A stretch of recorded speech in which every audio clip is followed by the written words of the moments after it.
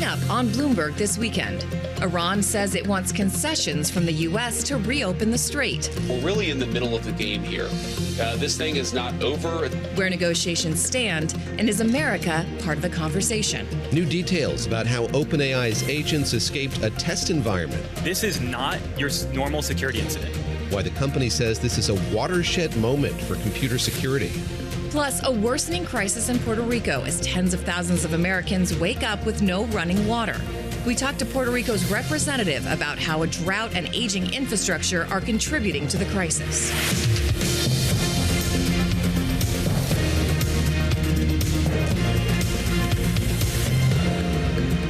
Welcome to Bloomberg This Weekend, coming to you live from Bloomberg's world headquarters in New York City. I'm David Gura. I'm Christina Ruffini. We're here with Lisa Mateo. It is Sunday, August 9th. Welcome to our listeners and viewers across all our platforms, radio, TV, streaming, on Bloomberg.com and the Bloomberg Business app.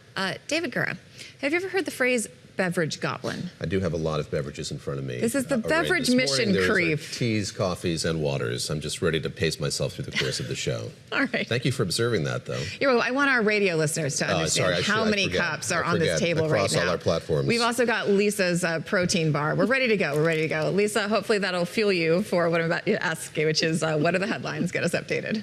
You got it. Let's start with what's going on in the war in Iran, right? Iran's foreign minister, he says direct talks with the U.S., they're currently impossible. Now, this comes after Iran said it's very close to a deal with Oman and a new shipping route through the Strait of Hormuz.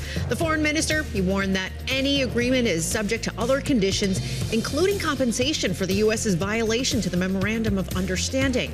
Iran also wants the U.S. to lift the naval blockade, withdraw military forces from around Iran, and remove U.S. sanctions and release frozen assets. Now, yesterday, Vice President J.D. Vance, he told Fox News some progress has been made in recent talks.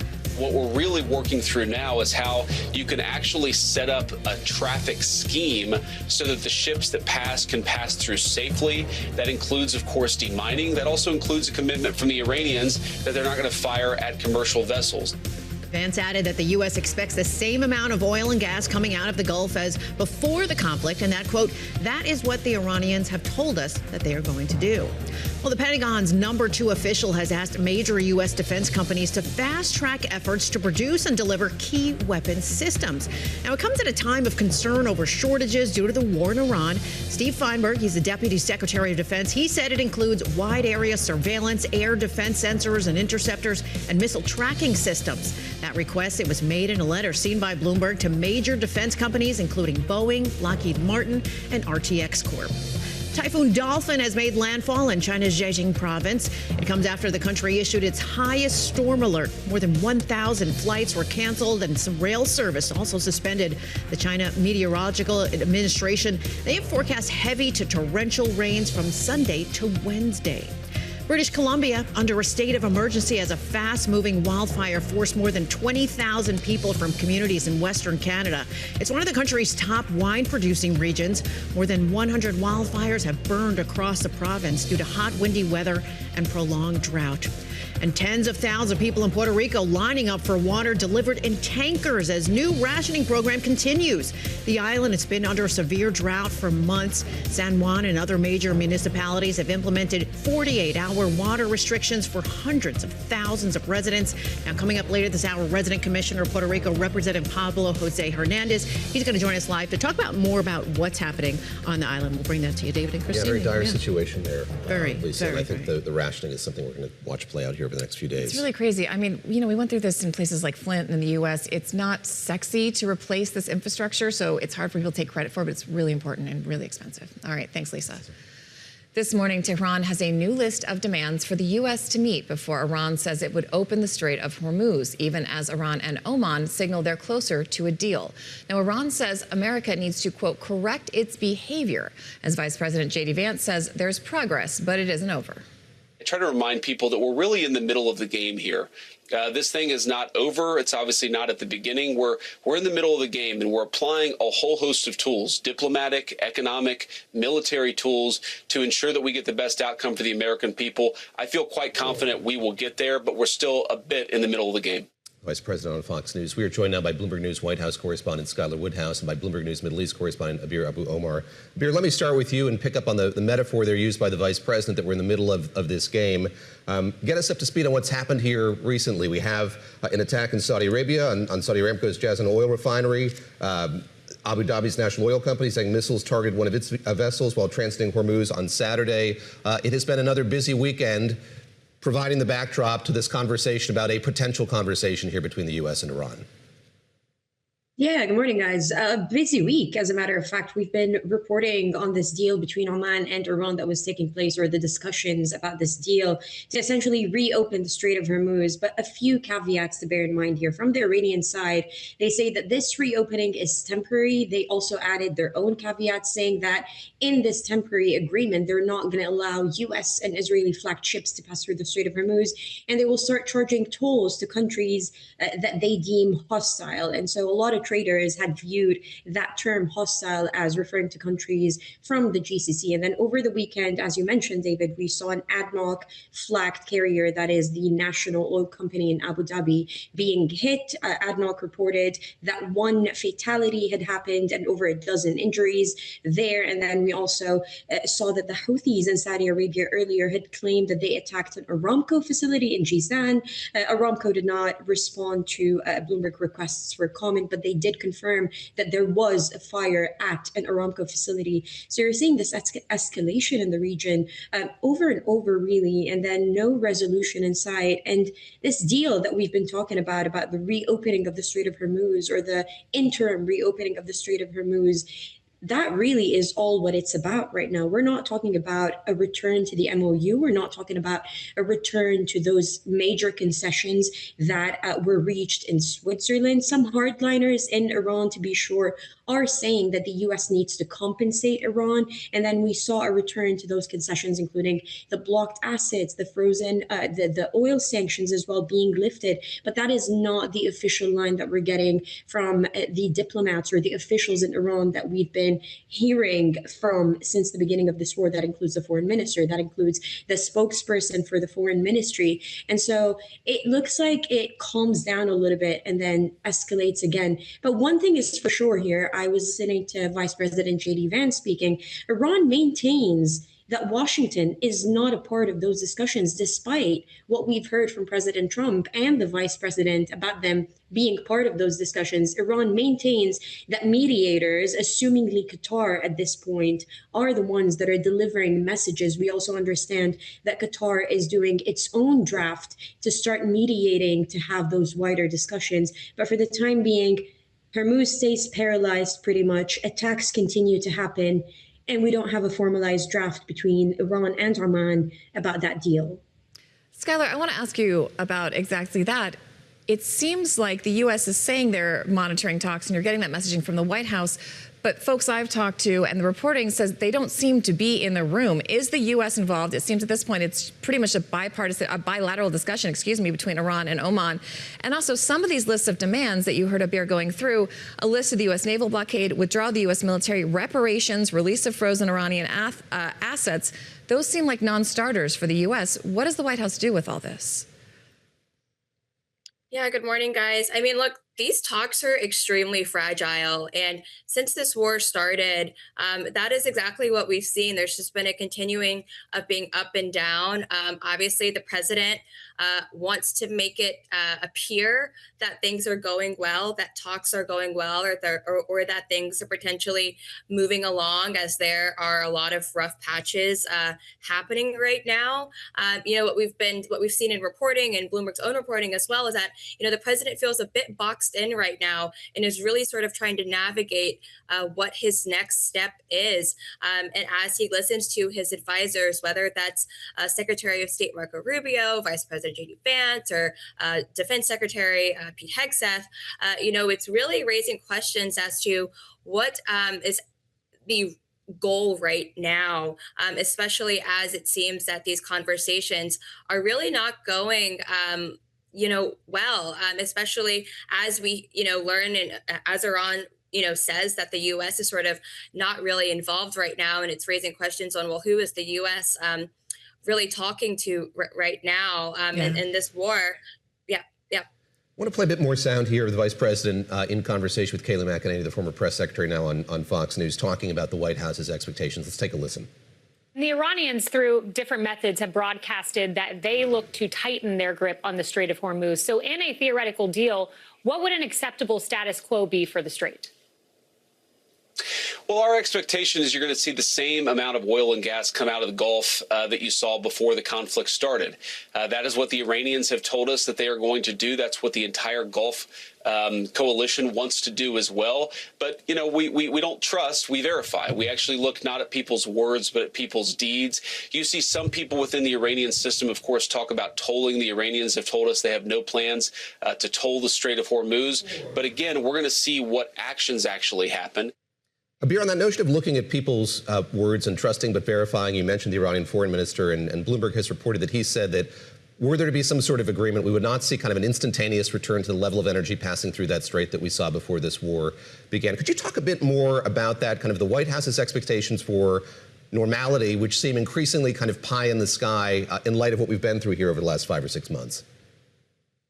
Yeah, you're right, David. And I mean, you don't have to go by the words of, and I know this will probably sound surprising, but you don't have to go by the words of either part of the warring parties. Essentially, traders don't even assume that this is going to be happening or that this is even a realistic situation purely due to the physicality of getting those stuck oil barrels that are in the Strait of Hormuz. So there's a reality situation here to be confronted once this happens. And then we're not even talking about a full reopening of the Strait of Hormuz. From the Iranian side, the U.S. side seems more and more optimistic about once a deal is finalized or once a deal is here, that we're going to see the Strait of Hormuz immediately all of a sudden open and all these oil barrels start making their way through the globe. You're talking about countries in the region who've had their infrastructure damaged. You're talking about attacks on energy infrastructure that is still happening up until the early hours of the morning. And so there's the physical aspect of actually getting those oil barrels across. I was talking to a lot of ship owners and a lot of traders over the past week, and they confirmed that even if there was an immediate reopening of Hormuz, let's say tomorrow, theoretically, of course, it'll take weeks in a best case scenario, if not months, to actually start seeing a normal trickle of oil barrels through the Strait of Hormuz. And that is not a base case scenario, David, right? Because we expect that this conflict will be back and forth for a while to come, especially with Iran's waking up to this fact at the start of this war that it can assert dominance over the Strait of Hormuz. And it doesn't have to hit hard, right? The mere threat of Iran sending a drone to a ship or a vessel that is passing through the Strait of Hormuz is already causing enough jitters in the market and causing ships to really stay still until they're sure they can move across the waterway. And so we're not even expecting the immediate reopening of the Strait of Hormuz because this is, according to the Iranian side, not what is going to happen. Skylar, in that vein, it's been interesting to watch the messaging from the White House from the beginning of the war, which is we're going to win, we're going to do this, we're going to do this, to trying to almost redefine what a win looks like. And in that vein, the Treasury Secretary, Scott Bessent, talked to a local Arizona journalist and was saying, among other things, well, the Strait of Hormuz is going to become irrelevant in 2 years because we'll have other ways to transport this energy. Overall, is that what you're seeing from the White House, is more of a recognition as they can't move the needle as much as they want to, so they're moving the messaging? And do you think that's going to be successful, especially ahead of the midterms, where things like gas prices are really going to matter, and they're really going to matter to this president? Yeah, well, look, they want to paint a pretty picture, and they want it to seem like they're in control of everything and that things are going well in their favor as they launch this war, especially as the November midterms creep up and, you know, American voters polls have shown that they are not highly supportive of what the president decided to do in regards to the war with Iran. So look, what we've seen throughout the messaging from the Trump administration, really since the president returned back to office, is that, you know, they are seeking other ways. So, you know, when trade deals were being disrupted left and right, the messaging was that, you know, we're we're starting new trade deals with other countries, or we're going to have trade deals coming in other ways to offset those long-standing trade deals that were disrupted. So we've seen that sort of messaging before, that they pivot to something else to really amplify and to cover, what is currently going on. And really only time will tell to see how that really resonates with voters, especially as these midterms near. Abir, when we talk about opening the Strait, there were some reports this week that Iran might be speaking to, or might be willing to speak to, the EU to come up with some sort of mine clearing capacity. If you remember, we've talked about before, the U.S. kind of outsourced that capacity to NATO about 10 years ago. So most of those minesweepers are within the NATO realm, within the Europeans. Have you heard anything more? Does that seem realistic? And what is the status of those mines? Is that something that's really front of mind for all these shippers and people you were just talking to? 100%. I mean, that is one of their biggest concerns, right? Because there is the aspect of trying to move their way through the Strait of Hormuz without having the risk of being hit. But then there's also the risk of mining. And we've recently reported that Iran might be softening its stance when it comes to involving EU nations. If you remember, Christina, about a month or so ago, there was this little back and forth between Iranian officials and President Macron, specifically in France, who said that France would be one of the countries that is willing to come and demine. And the response from the Iranian side was vehement refusal to this. But we've reported, citing our own sources recently, about a week or so ago, that Iran might be holding discussions with EU nations to help the demining processes in the Strait of Hormuz. And while that is a positive signal, of course, the fact that Iran might be softening its stance, we're still talking about a deal between itself and Oman without Washington involved, with Washington or the United States still having its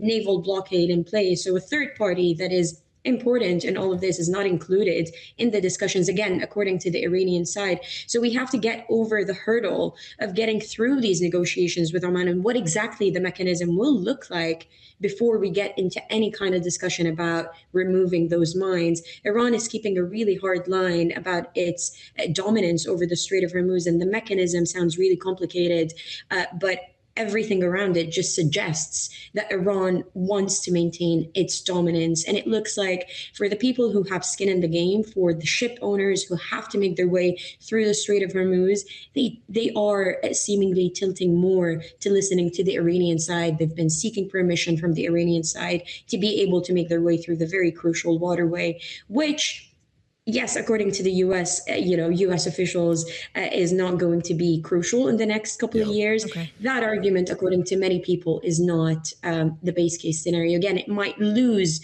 significance, but it will not be insignificant. Abir, always good to talk to you. Thank you very much. Abir Abu Omar joining us from our Middle East correspondent joining us this morning. Skylar, we're going to come back to you in a little bit as well. Skylar Woodhouse, our White House correspondent, joining us from Bedminster, where the president is over the course of this weekend. All right, thank you both.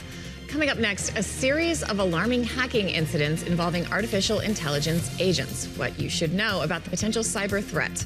That's straight ahead on Bloomberg This Weekend.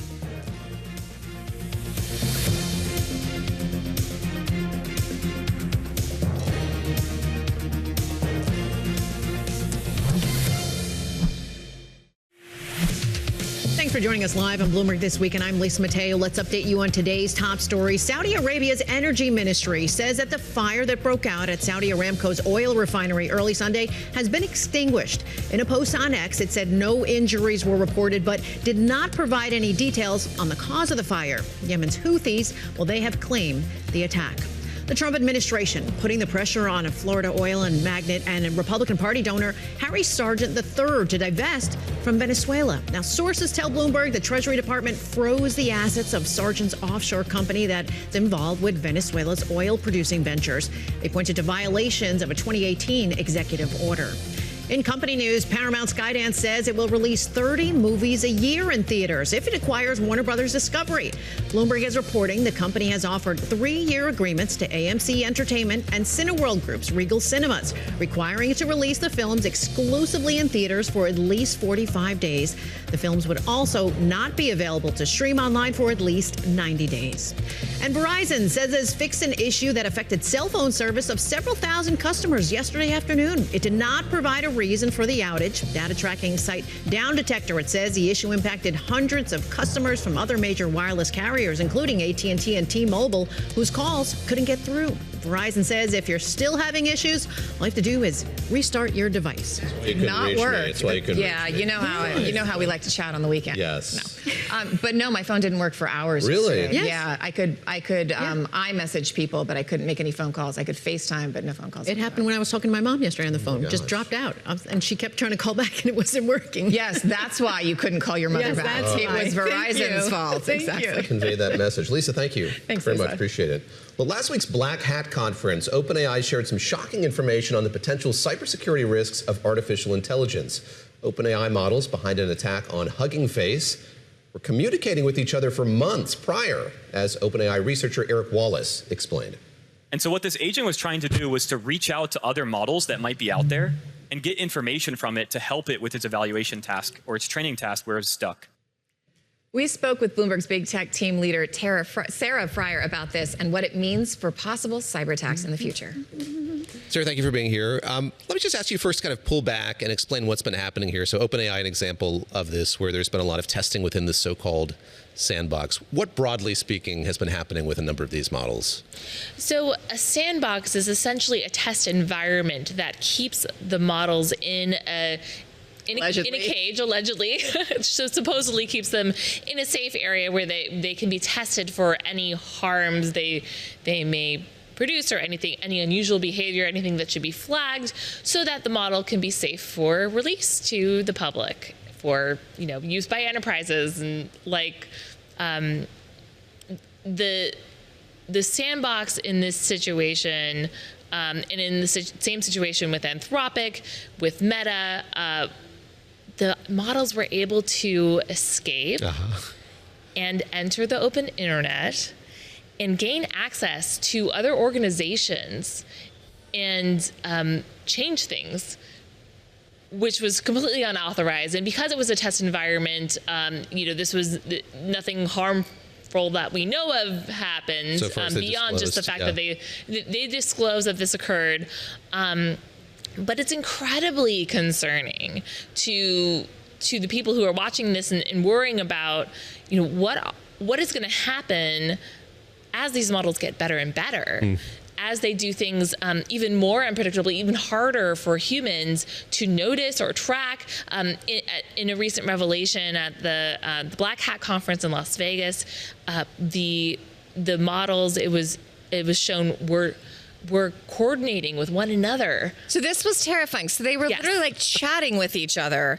And one of them, it was like, we are stuck, perhaps answer online question. I mean, this is terrifying because I guess they'd given them, as part of the test, an Excel document that accidentally had a link and they didn't have access to the internet, so they couldn't get to it. So they colluded to break. This is quite scary. Well, they're trying to be effective at what they're asked to do. Yeah, in their defense, they were asked to solve a problem they couldn't solve. Yes, exactly. Not to give them any personhood or anything. These are just AI models created by humans. However, yes, that is concerning because, then when this is in a real world environment and the AI is asked to solve a problem, there are all number of good ways to solve a problem and all number of really damaging ways to solve a problem. And we as humans have that sense of judgment about what is and isn't appropriate to do with our power in this world, hopefully. But, it's not clear that these models have that judgment.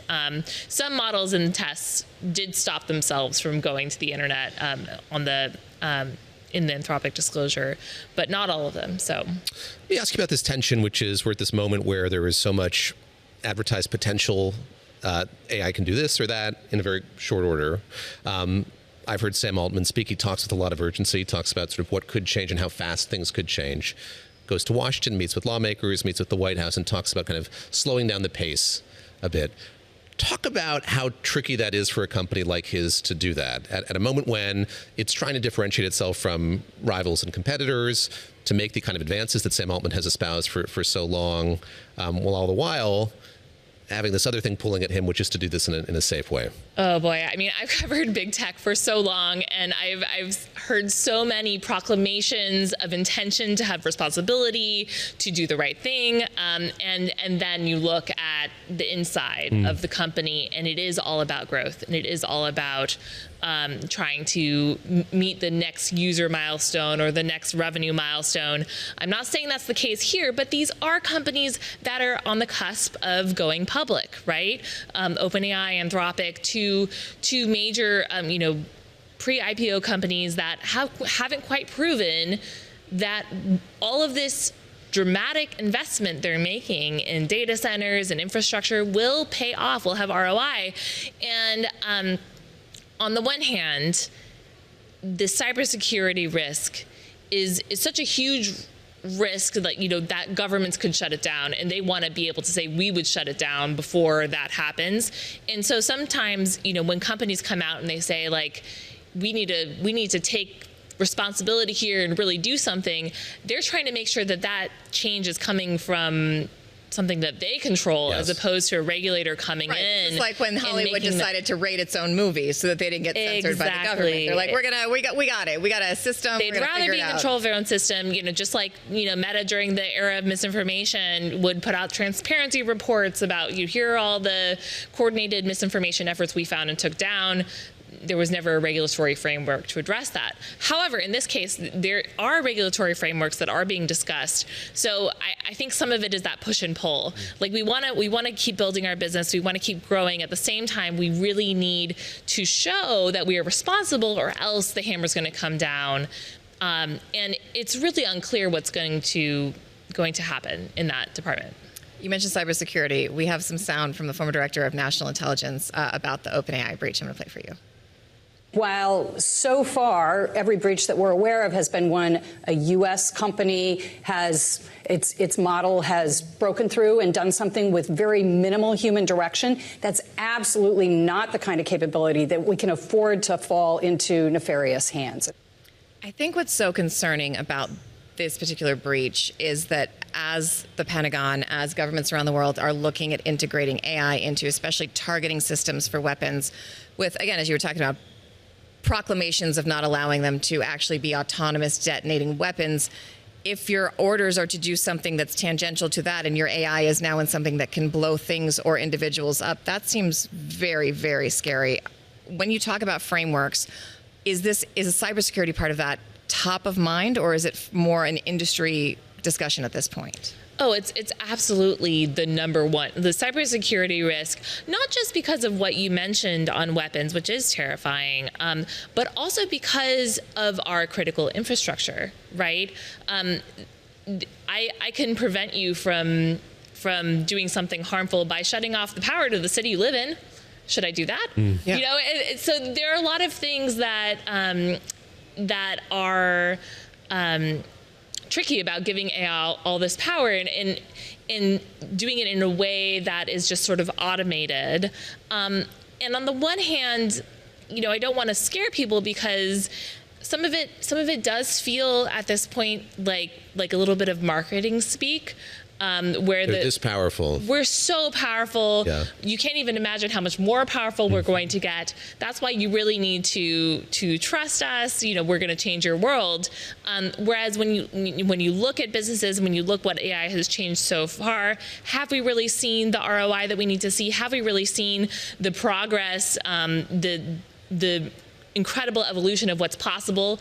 I think there's a little bit of a mismatch there, just based on how much has been spent. However, it is something you need to take seriously because when you look ahead to the future of model development, the capabilities of these models, even just one user or one model that isn't being properly checked, it could really get out of hand pretty quickly. Let me end by asking you, I'll go back to the sandbox. And so let me posit, if the government were to do more, if there were to be more kind of government-led regulation, what does that mean for the kind of sandbox testing that we've been talking about? Are the walls to the sandbox likely to be higher? In other words, if you look at that contrast between these companies patrolling themselves when something like this happens, of their own volition, releasing a report or a post about what's happened here? Like, what would be different were the government to be doing more? Do we have a sense of what that regulatory apparatus might look like? We've written a bit about how there may be some vetting of models before they are released. The vetting system may look something like FINRA. But they haven't figured out which agency will do it or at what point it would happen or what that model vetting would look like. I don't even know if those details will ever become public because maybe there are considerations for risk. If you tell people how you're testing something, then they could get around it. So I think that it's all very early stages right now. There's also the macro question of how much you want to limit and slow down model development in the U.S. when over in China it is accelerating and the gap between Chinese capabilities and U.S. capabilities is narrowing, right? So all of these components of these businesses that need to go public at the same time they don't want to screw up on a grand scale that endangers their whole future. At the same time, they want to show that they have responsibility and do it before the government can do it, or in concert with the government, where they make some choices alongside them, but they don't want to be slowed down to the point where they're not beating China. So much at play. Yes, absolutely. Well, Sarah, thank you for coming to play in our sandbox. And we just need better sandbox. We do. It's true. Agreed. Build a better mousetrap. Build a better sandbox. Thank you so much. Thank you, Sarah. Just a fascinating conversation. I'm really struck by what she said there at the end, that you have to have a degree of skepticism here as all these companies are kind of vying with each other, preparing to go public. Is this a flex in a way to say we've created this thing that is so good it can't be contained? It's really interesting. I've heard that a couple of places with people saying this is also an ad for their product and what it can do. And the China piece, this is really interesting because if they were going to self-regulate, if the government was going to regulate, there's now a whole nother piece, and that's the competitive factor, and I think that's really going to limit what they do. All right, when we come back here, a water crisis in Puerto Rico, hundreds of thousands of people dealing with rationing and no running water in some cases. We're going to speak with the island's congressional representative about what is being done to help. That's next on Bloomberg This Weekend on Bloomberg TV, radio, Bloomberg.com.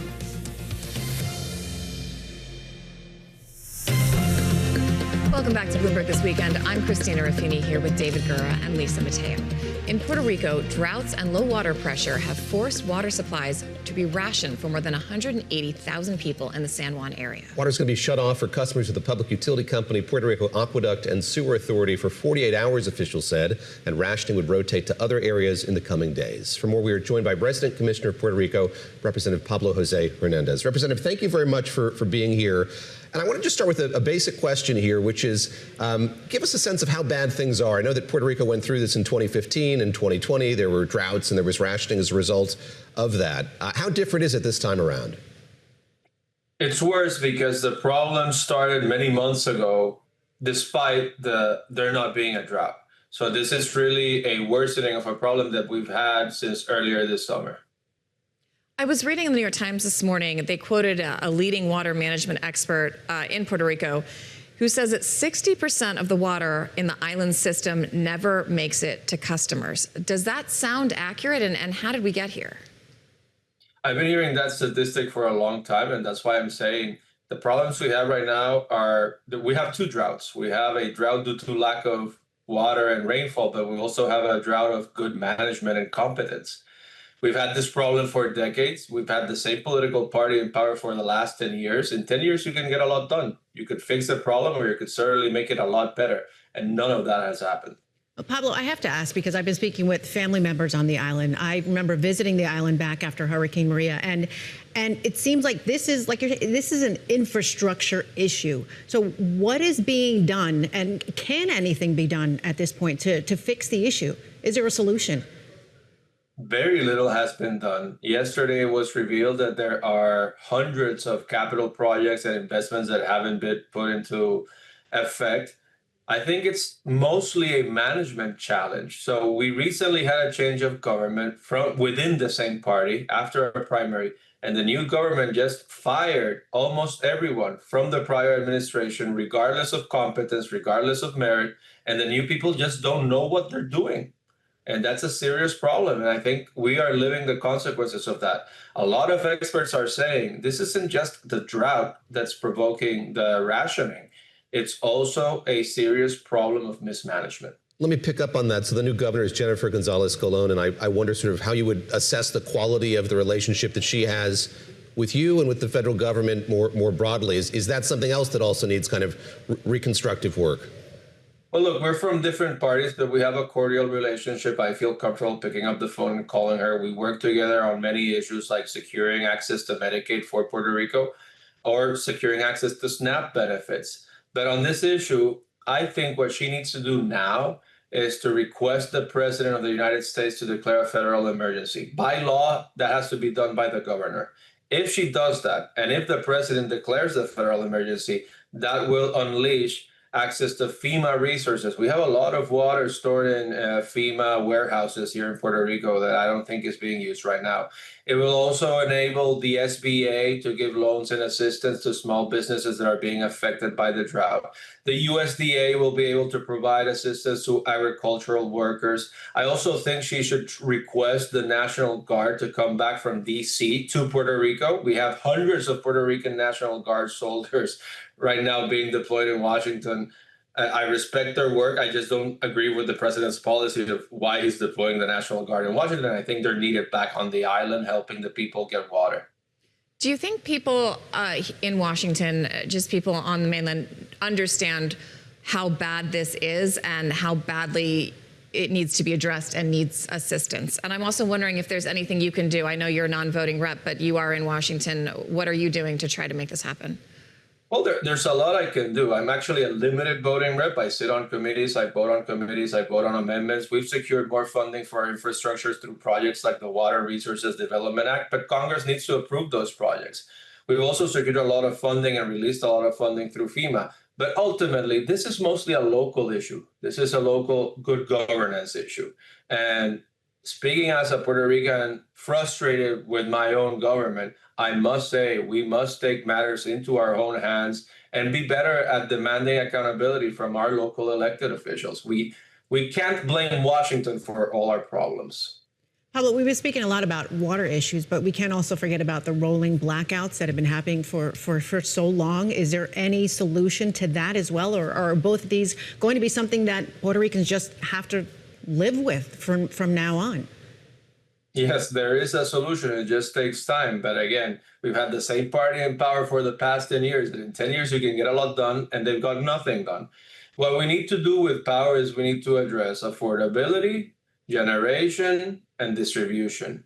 And right now, we are facing a generation challenge because we're in the summer months. The heat makes energy consumption go up, and there's just not enough energy being generated. To overcome that challenge, we need more investments in infrastructure. But to get the resources for those investments, there needs to be better coordination between FEMA, the federal agencies, the Department of Energy, and the local power companies and the local government. The information I have is that the local government doesn't even speak to one of the power utility companies because they have a vendetta and they're trying to cancel the contract, which wasn't a good contract in the first place. But while it gets canceled, we need them to work together and get stuff done. I go back to kind of searing images, including when President Trump was there after a previous storm, tossing paper towels callously, and wonder just sort of attitudinally how people feel about the federal government and the role that it plays there. Since you talk about the need for more federal investment, is there widespread optimism or belief that that's going to provide a solution here going forward? Look, Puerto Ricans value their U.S. citizenship. We all want to continue being a part of the U.S., but we want to be treated more fairly. And we think that the response to the last hurricane and the fact that we still have so many billions of dollars outstanding in federal reconstruction funds and projects is unacceptable. And the responsibility falls on our local government elected officials, but also on Washington for failing to provide the adequate support necessary to make those funds available. Pablo José Hernández, he is the resident commissioner for Puerto Rico for the U.S. House of Representatives. Thank you for joining us this morning. Let's get a check of the headlines now, Lisa, if you would. Yeah, let's take it over from there. Hunter Biden, he says his father's prostate cancer has spread to other parts of his body, and it's causing him pain even as he continues to speak out on public issues. Now, in an interview with the BBC, the younger Biden, he said Joe Biden's condition is very sad to watch. The 83-year-old former president, whose age was a concern for much of his time in office, was the oldest man to lead the country. Well, ICE tells the Associated Press it expects every officer and agent in the field to be equipped with a body camera by the end of this month. But whether the public will get to see the footage will be up to the agency. Acting ICE Director David Ventrella, he defended its body camera policy after serious injuries or deaths in custody. Sydney Airport authorities, they're investigating a near collision between two planes on the tarmac at Australia's busiest airport. A Jetstar Airways plane was taxiing out from its bay at Sydney Kingsford Smith Airport when sources say a Qatar Airways plane approached. No passengers were injured, but the incident did cause a number of flight delays. In sports, Michael Brennan and Beau Hossler, they share the Wyndham Championship lead at the PGA Tour at 16 under par. They're closely followed by Tom Kim at 15 under and Alex Noren at 14 under. And soccer star Lionel Messi, he's mourning the loss of his father, Jorge Messi. He died at the hospital in the central Argentina city of Rosario. Messi was a chemical technician, also a steel worker. He also enjoyed playing soccer. He later served as his son's agent and business manager. Jorge Messi, he was 68 years old. Goes to maybe explain why he was so emotional during the World Cup, too, because there were these talks about his father was going through health issues. So very sorry to hear that. He's a fairly young guy, 68. 68, yeah. Go back to what you mentioned just a moment ago as we were talking to the representative. They're just about these power issues. Yes. And I'm curious how you've seen that play out over these last many years. It's last many years, but it seems like I remember as a child, like going to Puerto Rico and having to deal with that.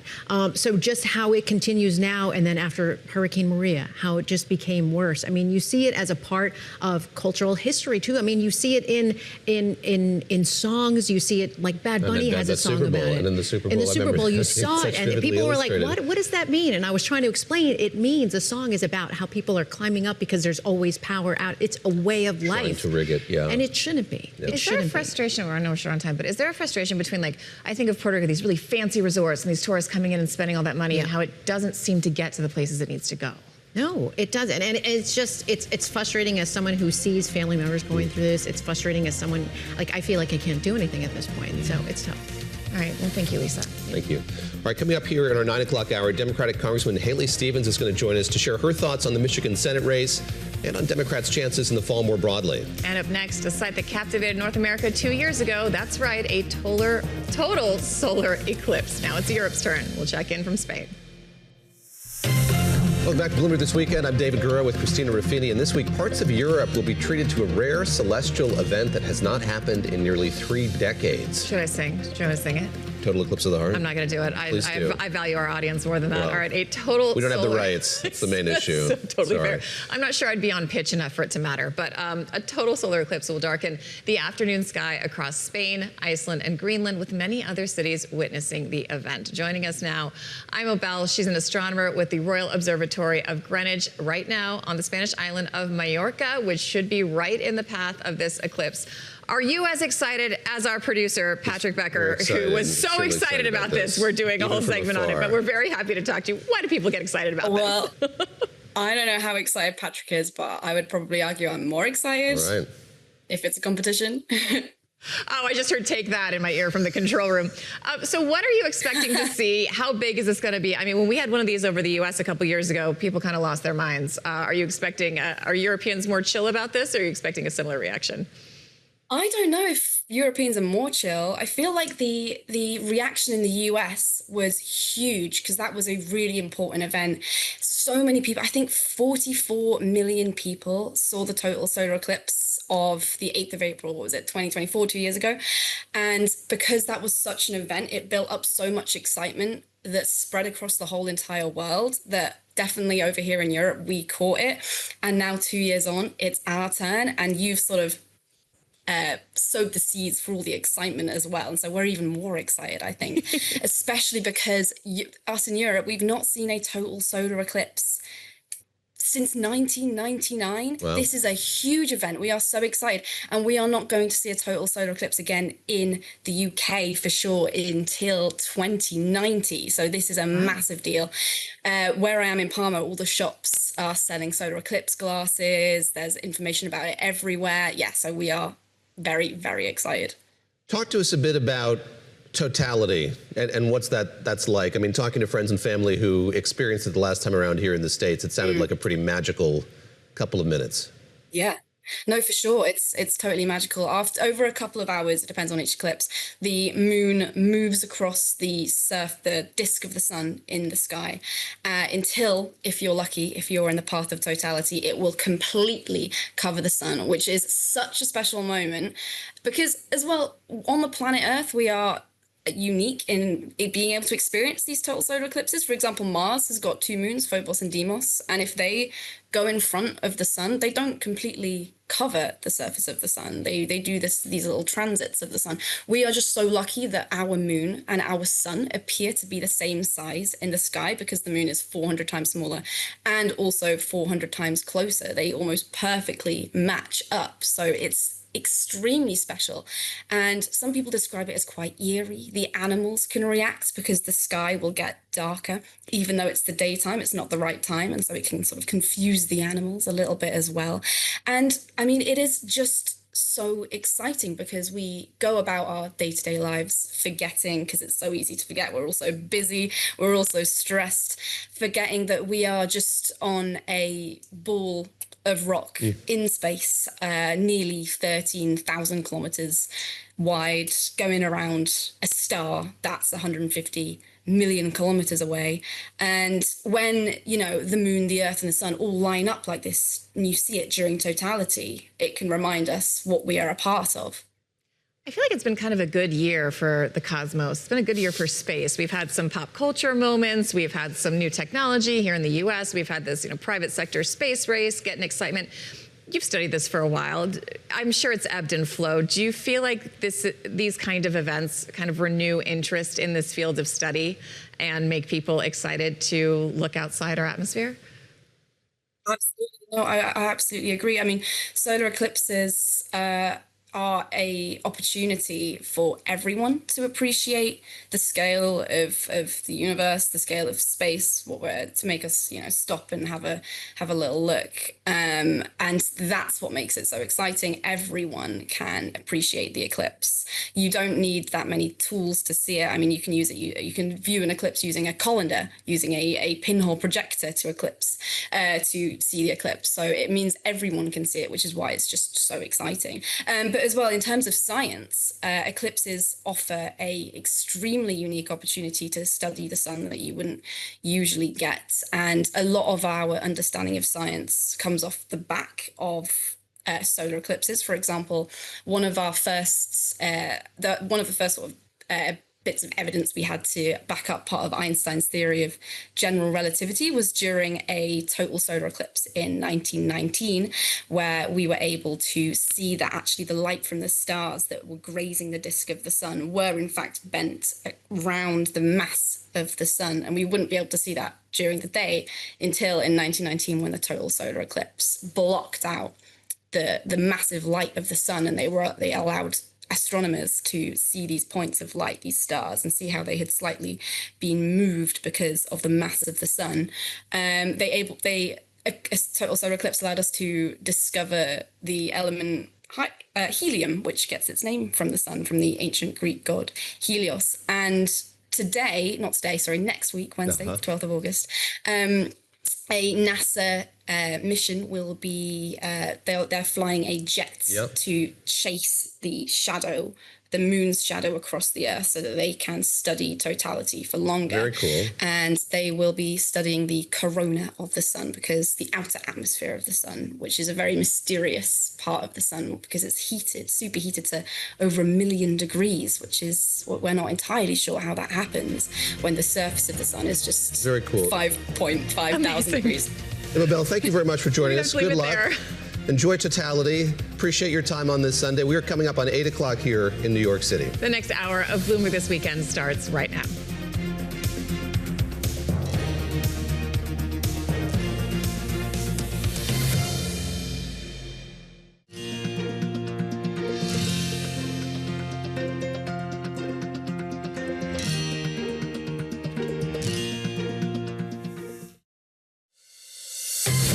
Welcome to Bloomberg This Weekend, live from New York with David Gura, Christina Ruffini, and Lisa Mateo.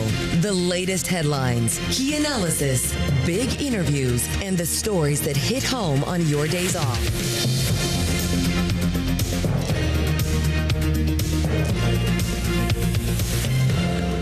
Welcome to Bloomberg This Weekend. It is 8 o'clock in New York City from Bloomberg's World Headquarters. I'm David Gura. I'm Christina Ruffini with Lisa Mateo, bringing you the latest breaking news, reports, analysis, and everything else live this morning and every weekend from 7 to 10 a.m. We're going to get started right away this morning. Lisa Mateo with the headlines. You got it. And let's get right into it. Iran's foreign minister says direct talks with the U.S. are currently impossible. Now, it comes after Iran said it's very close to a deal with Oman and a new shipping route through the Strait of Hormuz. The foreign minister warned that any agreement is subject to other conditions, and that includes compensation for the U.S.'s violations to the Memorandum of Understanding. Iran also wants the U.S. to lift the naval blockade, withdraw military forces from around Iran, and remove U.S. sanctions and release frozen assets. Well, yesterday, Vice President J.D. Vance, he told Fox News some progress has been made in the recent talks.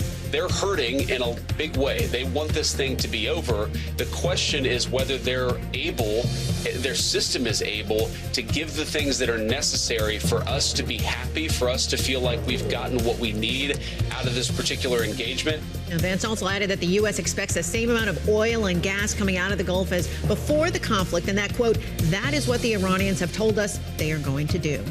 The Pentagon's number 2 official has asked major U.S. defense companies to fast-track efforts to produce and deliver key weapon systems. It comes at a time of concern over shortages due to the war in Iran. Steve Feinberg, he's the Deputy Secretary of Defense. He said it includes wide-area surveillance, air defense sensors and interceptors, and missile tracking systems. The request was made in a letter seen by Bloomberg to major defense companies, including Boeing, Lockheed Martin, and RTX Corp. Ukrainian drone strikes in Russia have killed 5 people and injured 24 others. The regional administration says the strikes damaged 29 apartment blocks and 5 private houses, as well as administrative and commercial facilities. Typhoon Dolphin has made landfall in China's Zhejiang province. It comes after the country issued its highest storm alert. More than 1,000 flights were canceled and some rail services were suspended. The China Meteorological Administration, they have forecast heavy torrential rains from Sunday to Wednesday. British Columbia under a state of emergency. Fast-moving wildfires forced more than 20,000 people from communities in Western Canada.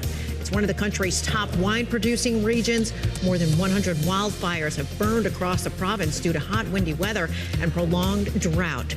And a large wildfire burning near Albania's capital. It continues to spread, forcing authorities to evacuate residents from several villages. A man suspected of accidentally sparking the blaze has been arrested. David and Christina, a lot more reports of these pictures wildfires. There for those listening on radio. I mean, they're just dramatic scenes of those fires in both places. All right, thanks, Lisa. Thanks, Lisa. Mm-hmm. All right, we're going to start today with some new reporting from Bloomberg from last night. The Deputy Secretary of Defense is asking major U.S. defense companies to boost productions of key systems, asking them to submit their plans by late August for, quote, more aggressive delivery schedules and or increased production capacity. This new reporting comes just days after President Trump posted to social media saying the U.S. has, quote, massive amounts of munitions. Joining us now is Bloomberg Economics defense lead Becca Wasser and retired Brigadier General Mark Kimmitt. He served as Assistant Secretary of State for Political-Military Affairs and as Deputy Assistant Secretary of Defense for Middle East Policy. Becca, let me start with you. The verb is ask. Christina used just a moment ago. How difficult is it going to be to accelerate this process? I mean, the rap that the defense industry has in Washington is that things take way, way, way longer than one might hope or want, and that's been the case for a very long time. Steve Feinberg making this ask, what difference is it likely to make? I think in some ways it is a signal to defense industry that any efforts they take to ramp up production, whether that is trying to improve facilities, procure long lead items where there's oftentimes, some of these, kinks in the supply chain bottlenecks, all of this are going to be signals for them to take steps that production is needed and that, the demand is there. But I think it's really interesting that Deputy Secretary Feinberg focused not necessarily on some of the equipment that is most needed today, Obviously, there's been so much focus on munitions consumed in the Iran war, but he really focused on some of those next generation weapons, trying to speed production so that it becomes ingrained within those production cycles for those to be delivered faster. The problem is he's looking at some of the most complex weapons, including things that are needed for air defense systems that could be part of Trump's Golden Dome project, which is intended to protect all of America from all-out aerial attack, which is a pretty big ask. So all of that to say is these are good efforts. These are steps in the right direction. Are any of these weapons going to materialize tomorrow? Absolutely not. But all of this is needed if there is going to be a sea change in how the U.S. defense industry operates. It seems a lot of those components, too, especially for the more complex weapons, are coming from single suppliers. General Kimmitt, I keep asking this question, but I'm not sure I've gotten an answer yet. So we're going to play you some sound from the Army Secretary Driscoll with our colleague Tyler Kendall on this, and then I have a question for you when we get back. When we slow things down in the innovation loop by 12 or 18 months at a time, that is just bad for soldiers, it's bad for taxpayers, and it's bad for companies. And so what we're announcing today is basically a new front door to access all of the U.S. Army's, or many of the U.S. Army's ranges. We're layering in international partners. We're going to give concierge access, and we are going to aspire to get these companies onto our range within 30 days every single time. So, I mean, fixing this system is good, and these sound like steps, but if you're a commander being asked to carry out the policy of the president in a theater like Iran or maybe even Cuba or the Indo-Pacific, what do you do in the meantime? Because even if they cut that gap from 5 years to 2 years to a year, that's still a lot of months you don't have the correct supplies for the mission you're being asked to carry out. Are there other ways they can accomplish this? What do you do? Yeah, you know, I think the president made a good comment. He said, we've got lots of other weapons that are available. And what was he referring to there?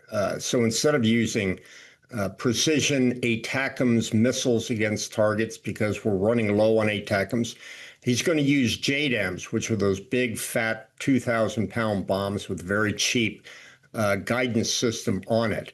So as a commander on the ground, what do you do if you don't have the perfect ammo? You use the less than perfect ammo.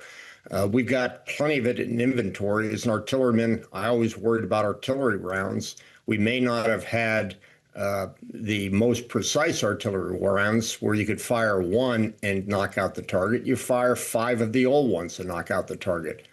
You know, you improvise on the battlefield.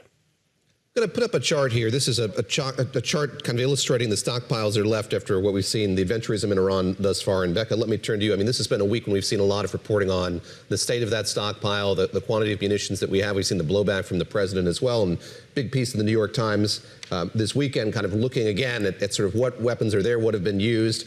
I was struck by this line in particular. It could take more than 2 years for the U.S. to replenish the more than 1,500 Patriot air defense interceptor missiles that have been used in the Iran war.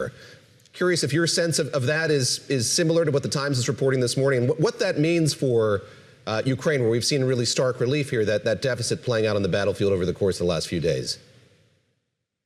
Bloomberg Economics, we've got a big piece of research that's coming out where we are also looking at available stockpiles and estimates of how much of that have been consumed.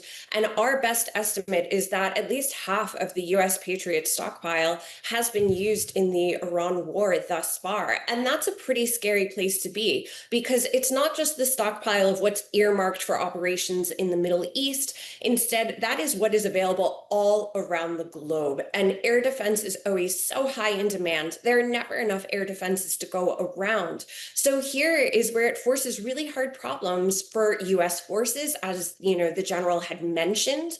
And it also forces really hard choices when it comes down to how the U.S. protects allies and partners. So already there are going to be choices about who gets a Patriot in terms of foreign military sales next, with the Gulf states most likely being at the top of that list.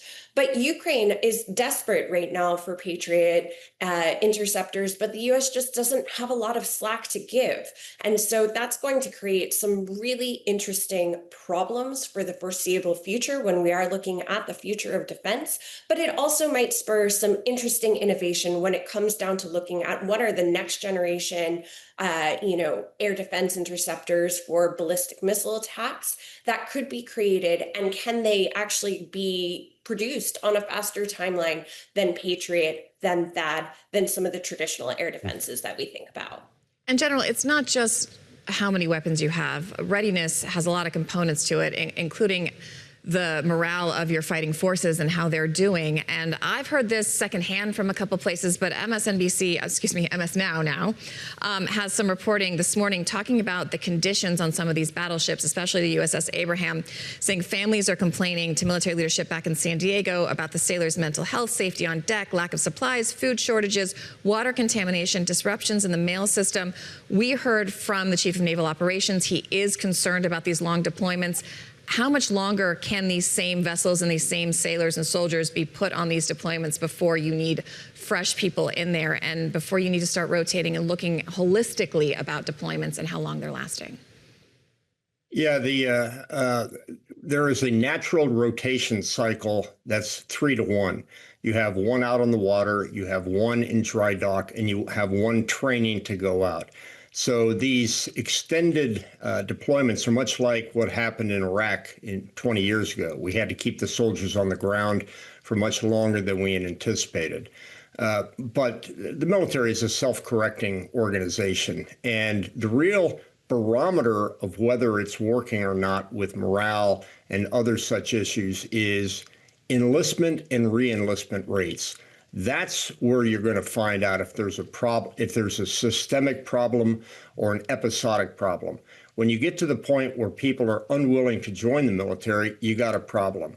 But if you have these episodic times of, as you say, extended deployments, the military has a good way of correcting that. But if we start losing re-enlistment numbers as we have under the last two administrations, I think we might have a problem.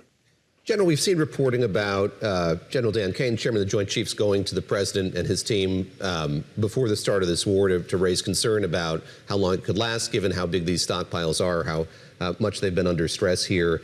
We've seen pushback from the White House since then, and certainly in light of this reporting saying there really isn't any sort of crunch or difficulty here. That's not influencing the way that the White House is planning for perhaps more military action in Iran. I'm curious your read on that, your sense of the degree to which this is kind of weighing on or shaping the White House's strategic direction right now, the state of these stockpiles. Yeah, and I think Becca referred to it a bit. The one issue about reducing stockpiles is, of course, what we can support to our allies. But even more important is what we can't be doing or what we need to be worrying about in Pacific Command, in European Command, in Africa Command. All of those commanders that are not in a current fight have contingency plans that are dependent on large stockpiles of weapons. And I'm certain that the Pacific commander is chewing on Dan Kane's ear every day saying, look, if I don't have air defense, I can't defend Taiwan. And so that's we've had this problem in the last couple of wars where you have different commanders competing for the same bucket of ammunition or ISR with the predators. So I think we need to take a hard look. And candidly, my uninformed view is this is the reason that China continues to support Iran with this type of equipment, because they are having a field day watching the United States bleed these capabilities. And every Patriot that's shot in the Middle East is one that can't be shot at an incoming Chinese missile. And the president and the administration looking at possibly opening some other fronts, including Cuba. Becca, we want to get to that in a second. But first, you and your very smarty pants colleagues have done an analysis looking at the different factors that could potentially shift the president's Iran war calculus. One of the biggest ones, frankly, is just the president's approval rating, but there are some others in there too. What do you think has a high chance of shifting the calculation with that policy, and what is likely to be less impactful? Listen, I think it comes down to really being about the economy. That is the thing that the president seems to care the most about. We see that even in the way that the Iran war has been prosecuted in sort of this post-Operation Epic Fury time period during these ceasefires, where when there's action, it's oftentimes on the weekend when markets are closed. So really, it's about the economics of it, because that goes back to approval ratings. To a lesser extent, it is some of these military factors, these ideas of stockpiles. I think at the end of the day, military material is not going to be the thing that's going to change the president's mind, but it does constrain his choices. And I think we've already seen that with the president being counseled against escalating in the Iran war and going for a big all-out attack because of some of the lack of air defense interceptors and the U.S. concerns about whether it could sufficiently protect U.S. forces who are giving their all right now in the Middle East. I'm going to pull up a chart here. What it shows is going to be immediately evident to those watching on television or streaming the show for radio. Charts on the radio are hard. So the x-axis here is temporal, it's time. And on the y-axis, it's kind of level of intensity or escalation. And here I'm talking about what we've seen in terms of U.S. policy toward Cuba. So, Becca, you and your team have prepared this chart. And I do think it's fascinating in light of what we've been talking about here for the last few minutes, just about the way that the U.S.'s attention is being sort of wholly shifted toward the Middle East right now, that this is happening. But get us up to speed here on the tack that the U.S. is taking toward Cuba right now and what these escalatory measures are telling you about what the U.S. might do next, potentially. It's telling me that there is a pressure campaign on Cuba, and that is going to continue. The president might be more focused on the Middle East, but there are certainly members of his cabinet who might still be very focused on Cuba, largely looking at Secretary of State Rubio there. But we do see this being multi-pronged. We're seeing a bunch of things in the security space. We're seeing potential reporting about increased intelligence assets in Cuba, but we also see this continued economic squeeze on Cuba, trying to see if that in itself will lead to some form of regime change. But I think ultimately, at the end of the day, what we need to be concerned about is not that the U.S. is going to launch a war on Cuba. I think, if anything, this administration would be looking at Cuba with Caracas-colored glasses, where really it would be some type of more covert operation if the U.S. were to do anything. But even then, I'm not sure that's necessarily in the offing. But it does seem as though pressure is continuing, as well as starting to put the drumbeat towards the ways in which Cuba could be seen as a malign actor to the United States. General, I apologize. We're almost out of time. We've only got about 30 seconds. But I did want to ask you if you think tactically, with everything we've talked about, the U.S. can open another front and go after Cuba. Well, if that's a question for me, look, I think the administration, all administrations are not just single focus administrations. They can juggle the balls. We used to have to be prepared for a two-front war, one with Korea, one in Western Europe. So there's nothing that I see right now going on in Cuba that would tell me that anything is being drawn away from the Iran effort to focus on the Cuba effort. I think they could do both at the same time. General Kimmitt, thank you very much. Thanks to Becca Wasser as well for joining us here on this Sunday. Appreciate it. Thank you both. Up next, we're going to talk about the war in Ukraine. Reports that Vladimir Putin might be planning a significant test of NATO's power. That's up next on Bloomberg This Weekend. Straight ahead.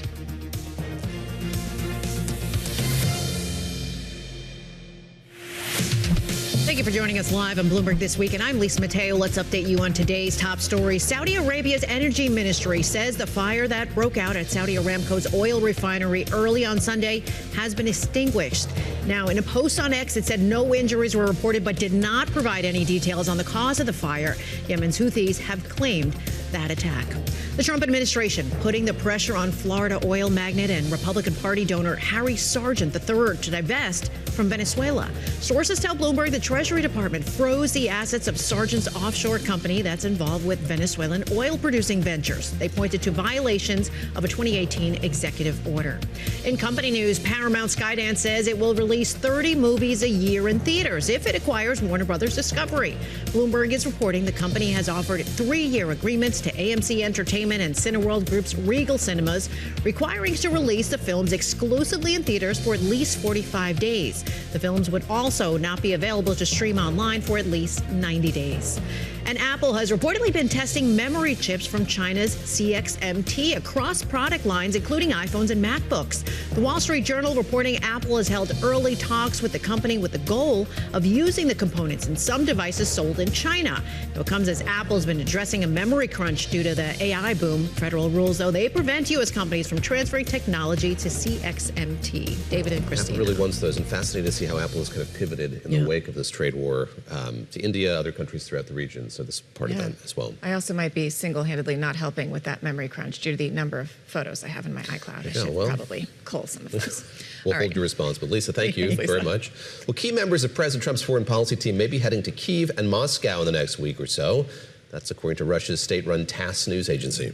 That's right. The pair has been to Moscow several times for meetings with President Putin and other top officials, but this would mark the first visit to Kyiv. But after a lot of momentum on Ukraine's side earlier this summer, where do things stand now? We're going to bring in Missy Ryan. She's a staff writer at The Atlantic who covers defense and the State Department, and she writes about it in her new piece, Ukraine's Short-Lived Comeback. All right, Missy, it's nice to see you. That's not the most positive sounding title.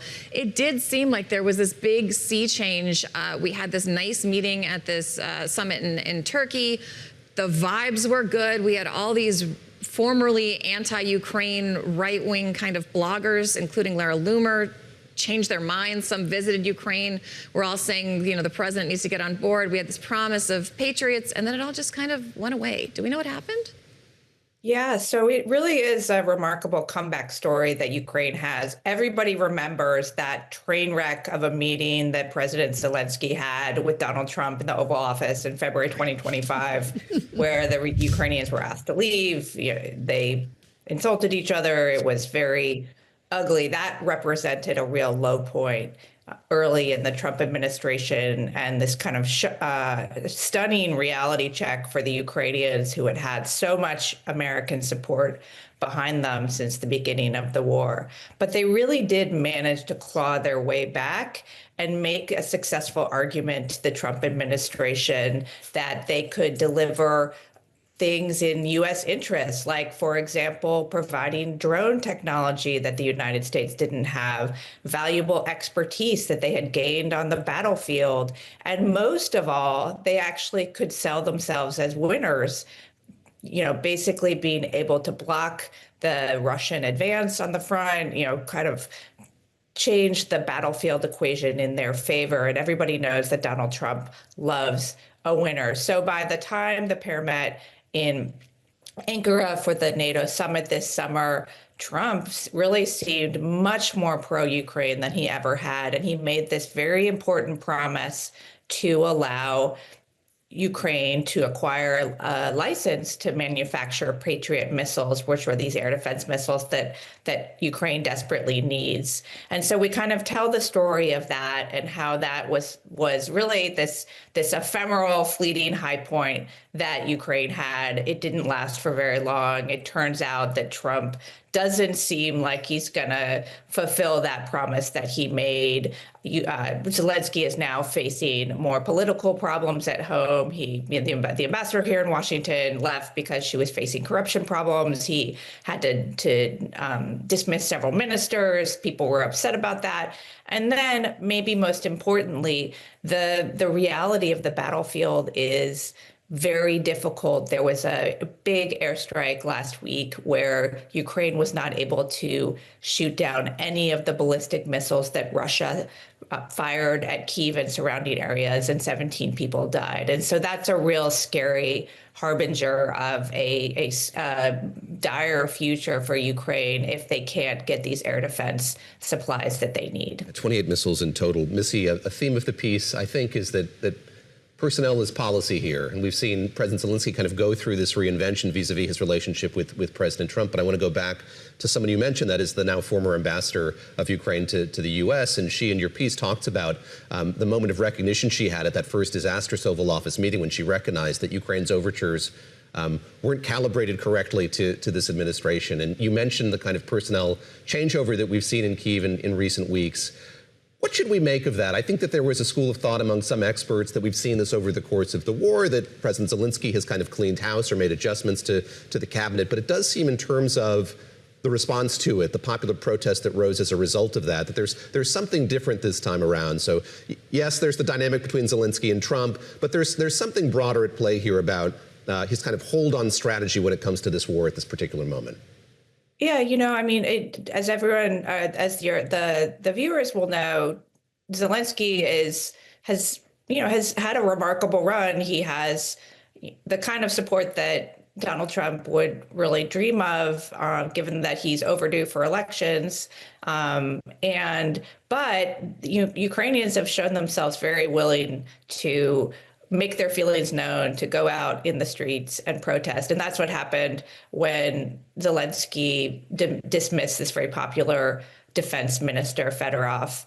And so it's a balancing act. He's trying to calibrate for the battlefield requirements. He's trying to make sure that corruption, which Ukraine has a long history with, is managed. And so he's got a very difficult task, keeping the United States and the Europeans on board.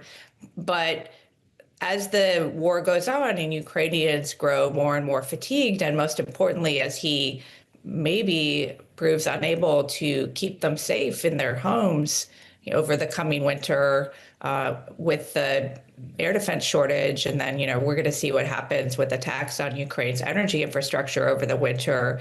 That makes the stakes that much higher for Zelensky.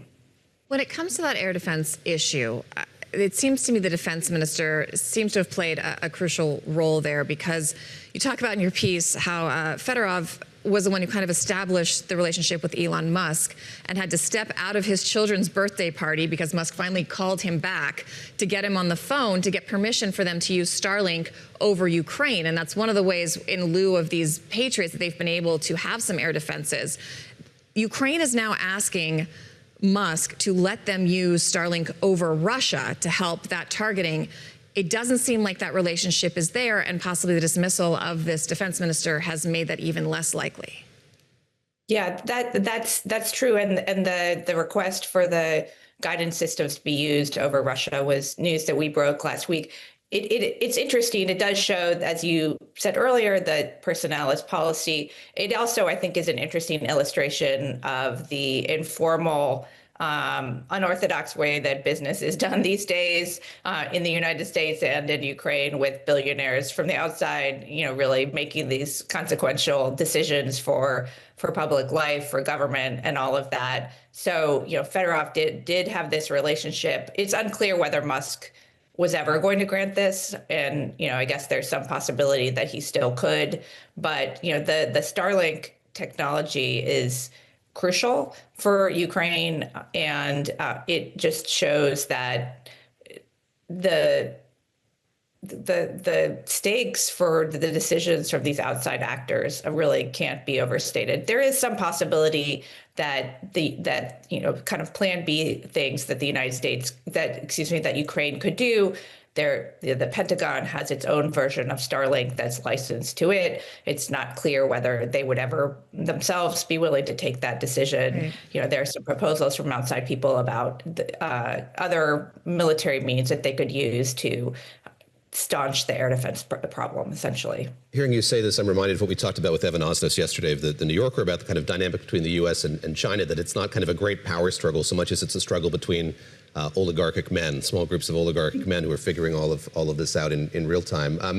Missy, Ryan, Christina mentioned at the top here this task reporting that maybe Jared Kushner and Steve Witkoff could be headed to Kyiv. I mean, I was astonished reading that report that they hadn't been there before. I think a lot of people will be surprised by that as well. It makes me wonder just about the faith that President Zelensky and his team have in there being a kind of constructive conversation about a path forward here when it comes to diplomacy. Yes, these two men, son-in-law and friend of the president, are incredibly busy and in a variety of geographies, seemingly all at once here. But does President Zelensky feel like he has a line of communication or the commitment from this administration to kind of see through a diplomatic solution?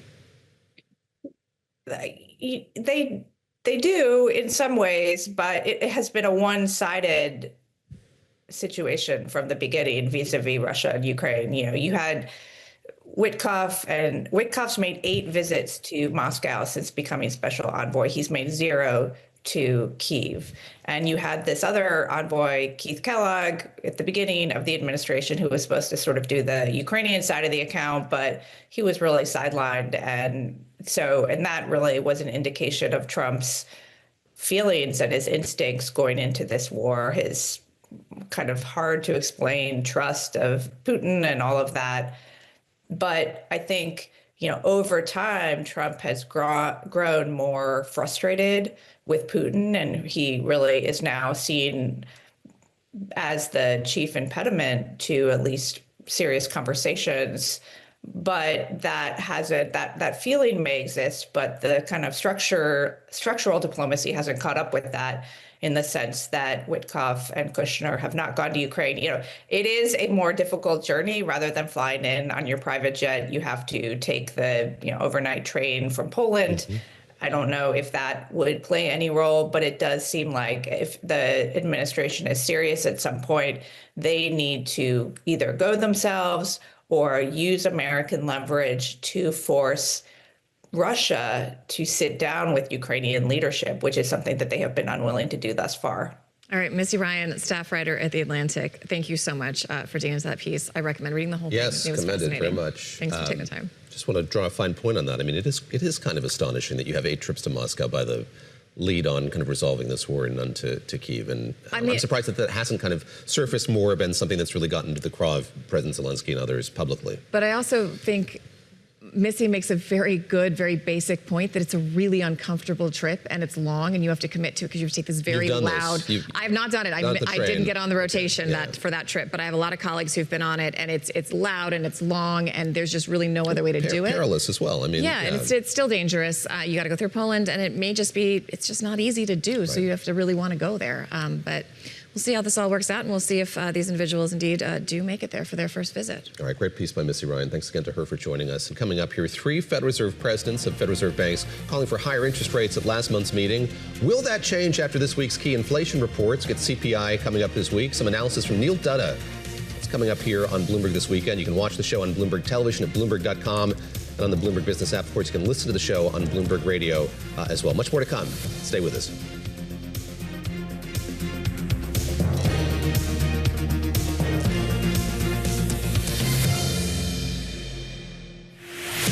Thank you for joining us live on Bloomberg This Week, and I'm Lisa Mateo. Let's update you on today's top stories. Hunter Biden says his father's prostate cancer has spread to other parts of his body and is causing him pain, even as he continues to speak out on public issues.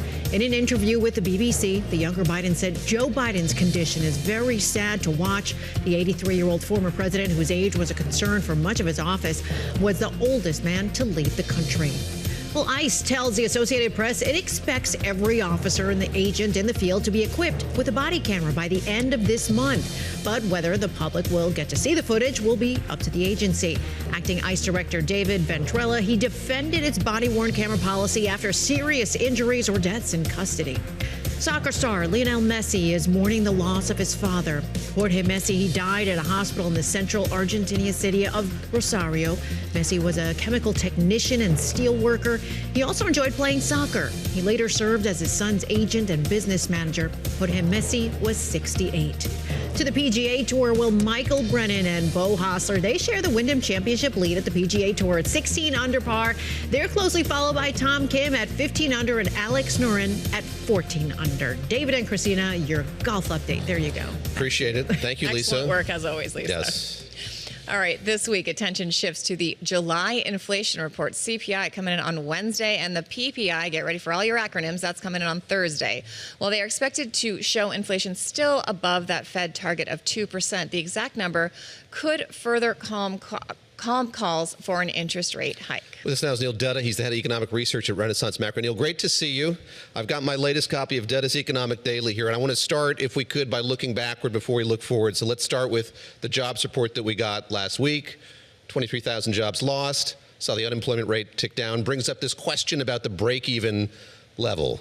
Want to get your thoughts on that. Before we get there, let's play a bit of sound here of Kevin Hassett, the president's economic advisor, talking about the break-even. Here's what he had to say. Labor force participation is kind of on a downward trajectory, which means that the break-even jobs number, that is the jobs number you need so that unemployment rate doesn't go up, has gone from maybe 120, 130,000 a few years ago to maybe about 40,000 now. And so what it means is that what the market is used to looking at, it's like a normal tread the water kind of jobs number if it's around 100, is no longer true. No longer true. The smiling countenance of Kevin Hassler talking about this. Neil, what's your reaction to that? How have you seen this evolution, and sort of what worries, if any, were sparked for you from the jobs report that we got on Friday? Well, I mean, I think for me as a Fed watcher, all it really does is reinforce the notion that they had to begin the year, which is that the break-even level, the number of jobs you need every month to hold the unemployment rate flat, that number is going down. Right. So if you look at, just so far this year, we've been averaging about 50 to 60,000 jobs a month. And during that time, on average per month, the unemployment rate has been going down, just 0.04%. So percentage points per month on average. So, it kind of speaks to this idea that the break-even level is lower. And that just means you're going to get negative jobs numbers more often, right? Just, it's like sort of a statistical artifact of that, right? I mean, if the break-even level is lower, you're going to be bobbing around the zero line more often. So we are expecting CPI and PPI out next week. Our chief economist for the U.S., Anna Wong, says she's expecting those to be pretty soft, not really impact, and she expects the Fed to hold rates in September. Last month, before the Fed decision, you were predicting a rate hike, and now you've said, if you're going to end up hiking rates by September, might as well do it now. Given these new numbers, is that still your prediction, or do you think they're going to hold again? Well, I think it's important to note that just on the face of it, the last employment report actually pushes the Fed further in the direction of hiking, not away from it. So I think that that's a bit of a misconception in the marketplace, given the bond market reaction. To borrow from Janet Yellen, the unemployment rate is the single best indicator of labor market health. And what happened with the unemployment rate? It fell. It fell. So if when you look at, every few months, the Fed releases their summary of economic projections, their dots plot. Go in and look at what they don't forecast the rate of growth in non-farm payrolls. They look at the unemployment rate. That's the slack measure that they focus on primarily. And to the extent that it's going down, it's going to push the hawks, to be even more aggressive in pushing for hikes going forward. So I don't really buy the idea that the jobs number pushes them away from anything. If anything, it pushes them towards it. Now, with respect to inflation, if you think about it, if Anna's right and you get sort of 0.2 on inflation month in and month out between now and the end of the year, she's probably right. The Fed's not going to hike. I would accept that. But in order for that to happen, you're basically talking about a scenario that's had less than a 10% chance over the last 3 years. I mean, getting 0.2s, that's happened maybe less than 40% of the time over the last 3 years. And then expecting it to string along for several months in a row, the probability of that's even lower. So to me, the distribution of these inflation reports has generally skewed higher in recent years. And when you look at the last number, there were big declines in lodging away from home, communication services, motor vehicle insurance. In other words, I think the distribution was somewhat narrower in scope. That's why median inflation was somewhat higher than traditional core inflation in June. So if that unwinds, it's very easy to see, maybe a 0.3. And, then at that point, all bets are off. So I just think the odds still favor a hike. It's almost like if it's really, really cloudy outside, you should assume that lightning will probably strike at least once. And that's kind of how I'm looking at these meetings. I mean, you assume that every meeting between now and the end of the year is effectively a coin flip. And if you're flipping a coin that many times, it's probably going to come up hike at least once. Neil, can we get existential here? You mentioned, long time. Get comfortable. Okay. Long-time Fed watcher, and I'm curious how you're processing the kind of new Warsh regime when it comes to communication. So you mentioned the dot plot, summary of economic projections, all these things, which I guess have perhaps dubious longevity. I mean, I don't know sort of what that's going to look like in a year's time, but look, we've heard from those dissenting votes in recent days, got their take on what's happening, heard about the incrementalism from Neil Kashkari, for instance. They, I imagine, take on more primacy. You're going to pay more attention to their comments going forward here in the absence of what we're going to hear in all likelihood from the chairman. How does your job, how does Fed watching change notionally here going forward in light of what we've seen Kevin Warsh propose? Well, look, I mean, I think for me, it's first, you always have to let the data drive your views of what the Fed will do, because I think for most of the people on the committee, it's the data that ultimately drives them towards an action or not.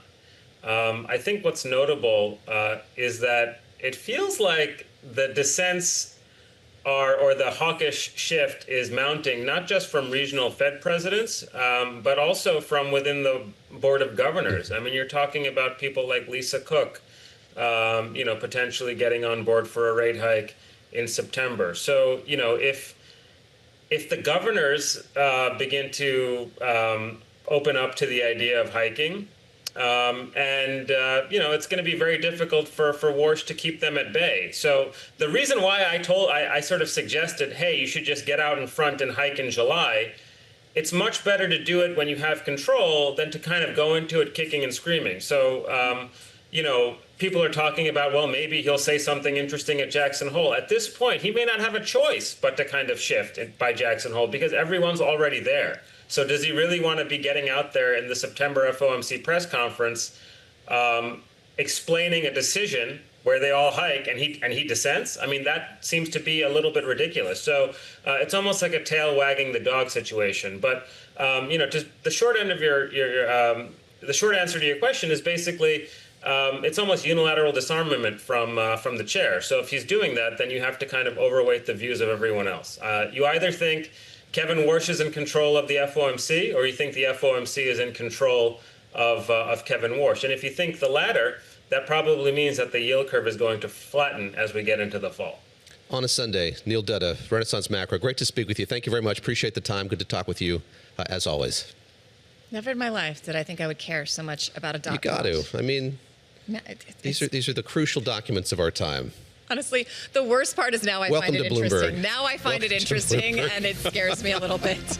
All right, coming up, it's been a tough month for some fast food chains after an outbreak of foodborne illnesses. How is this impacting their bottom line, and what do consumers need to know to stay safe? As always, you can explore live streaming news and interviews, all our Bloomberg TV shows, documentaries, reporting, analysis, and more. You can find it in one place, Bloomberg.com/video. Stay with us.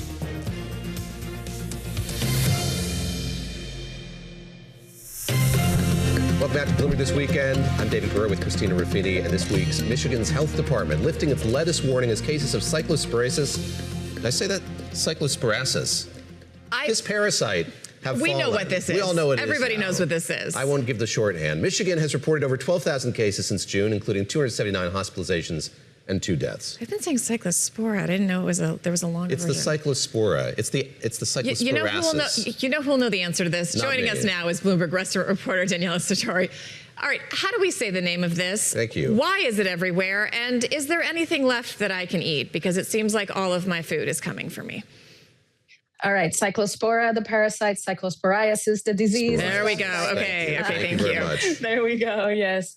And definitely, Michigan actually, as you guys were saying, told people that lettuce is fine now after warning people to stay off salad mixes because of this parasite, which has infected tons of people in the state. And the interesting part of this is that the rate of infections has been just so much higher than in prior years. I mean, it's a seasonal type of parasite. People eat more salads in the summer. It's hot out, but this year it's just been off the charts, basically.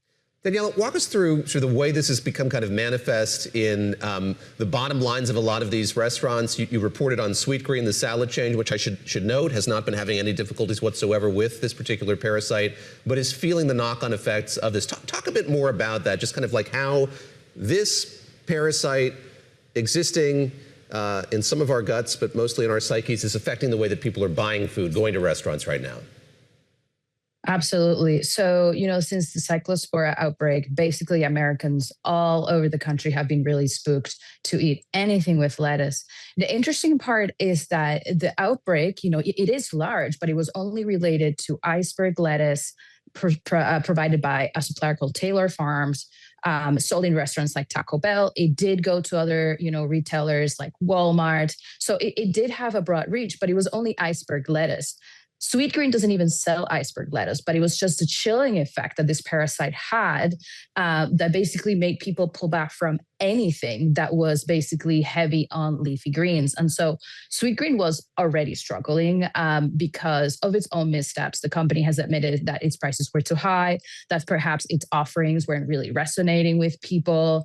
And so it was already on a turnaround plan. And then this parasite comes along and basically it forced the company to cut its annual outlook even more. So previously they expected that sales at their established restaurants were going to fall by about 4%, as much as 4%.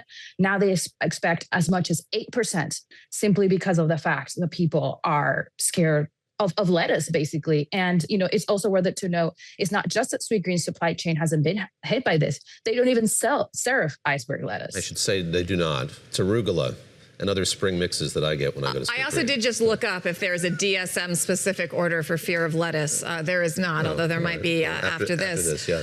That's good. But, it's not just lettuce. Now we've got this potential Salmonella outbreak. It's tied. 27 illness clusters have been reported at Chipotle and Qdoba locations in 7 states. Likely somewhere in the ingredient mix of jalapenos, red onions, cilantro, avocado. Bon Appetit has an article out right now called American Food Safety is in its flop era.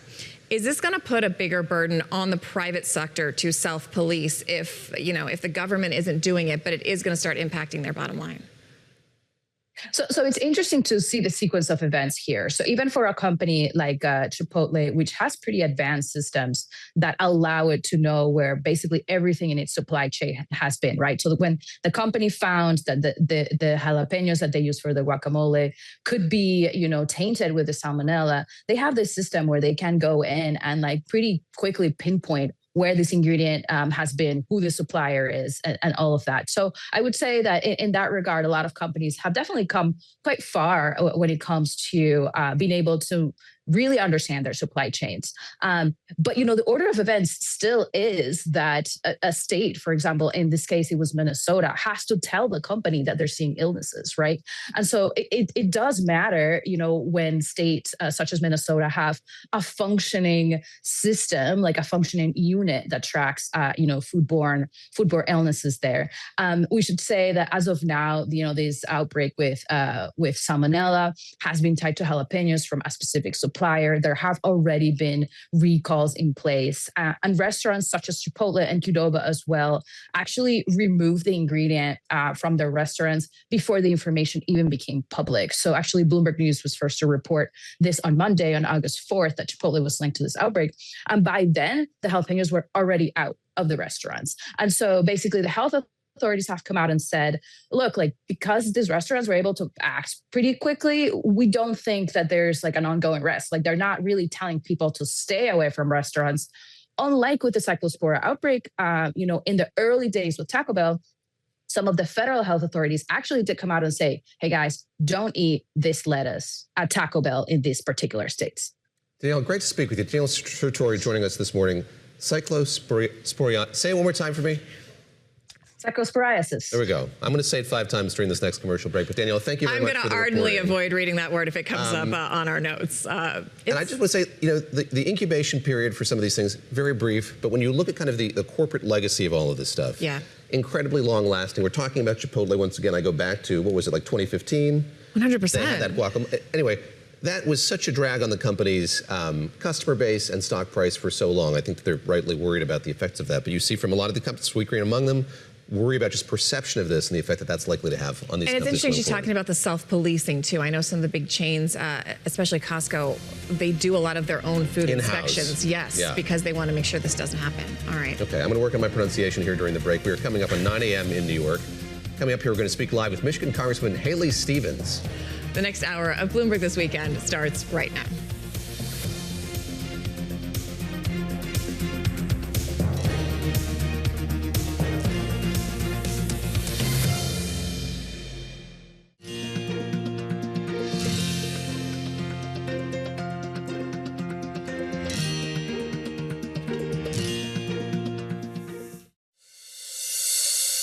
Coming up on Bloomberg this weekend, Iran says it wants concessions from the U.S. to reopen the Strait. We're really in the middle of the game here.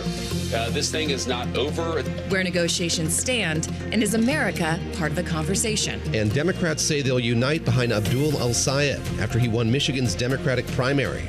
We'll talk to the congresswoman he defeated by about 20,000 votes.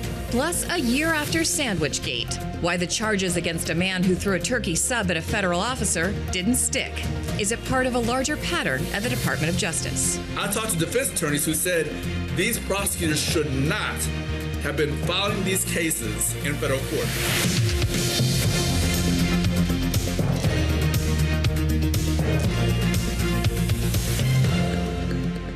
Welcome back to Bloomberg This Weekend, coming to you live from our world headquarters here in New York. I'm Christina Ruffini. And I'm David Gura, alongside Lisa Mateo. It is Sunday, August the 9th. Going to focus on politics over the course of this hour, turn our attention back to Michigan, look at the legacy of the Democratic primary that took place there, what it means for the midterms going forward, as we continue to report on what we're seeing out of the Middle East, what we're seeing in Ukraine as well. These have been animating conversations over the course of the morning.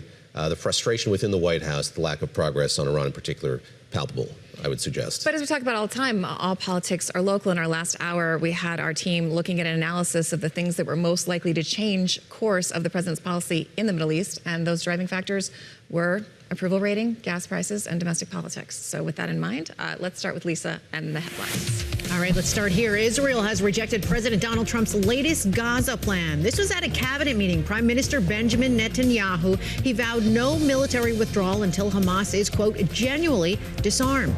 President Trump presented the plan as a, quote, major milestone to finally end in the conflict in Gaza, claiming all sides had agreed to his plan.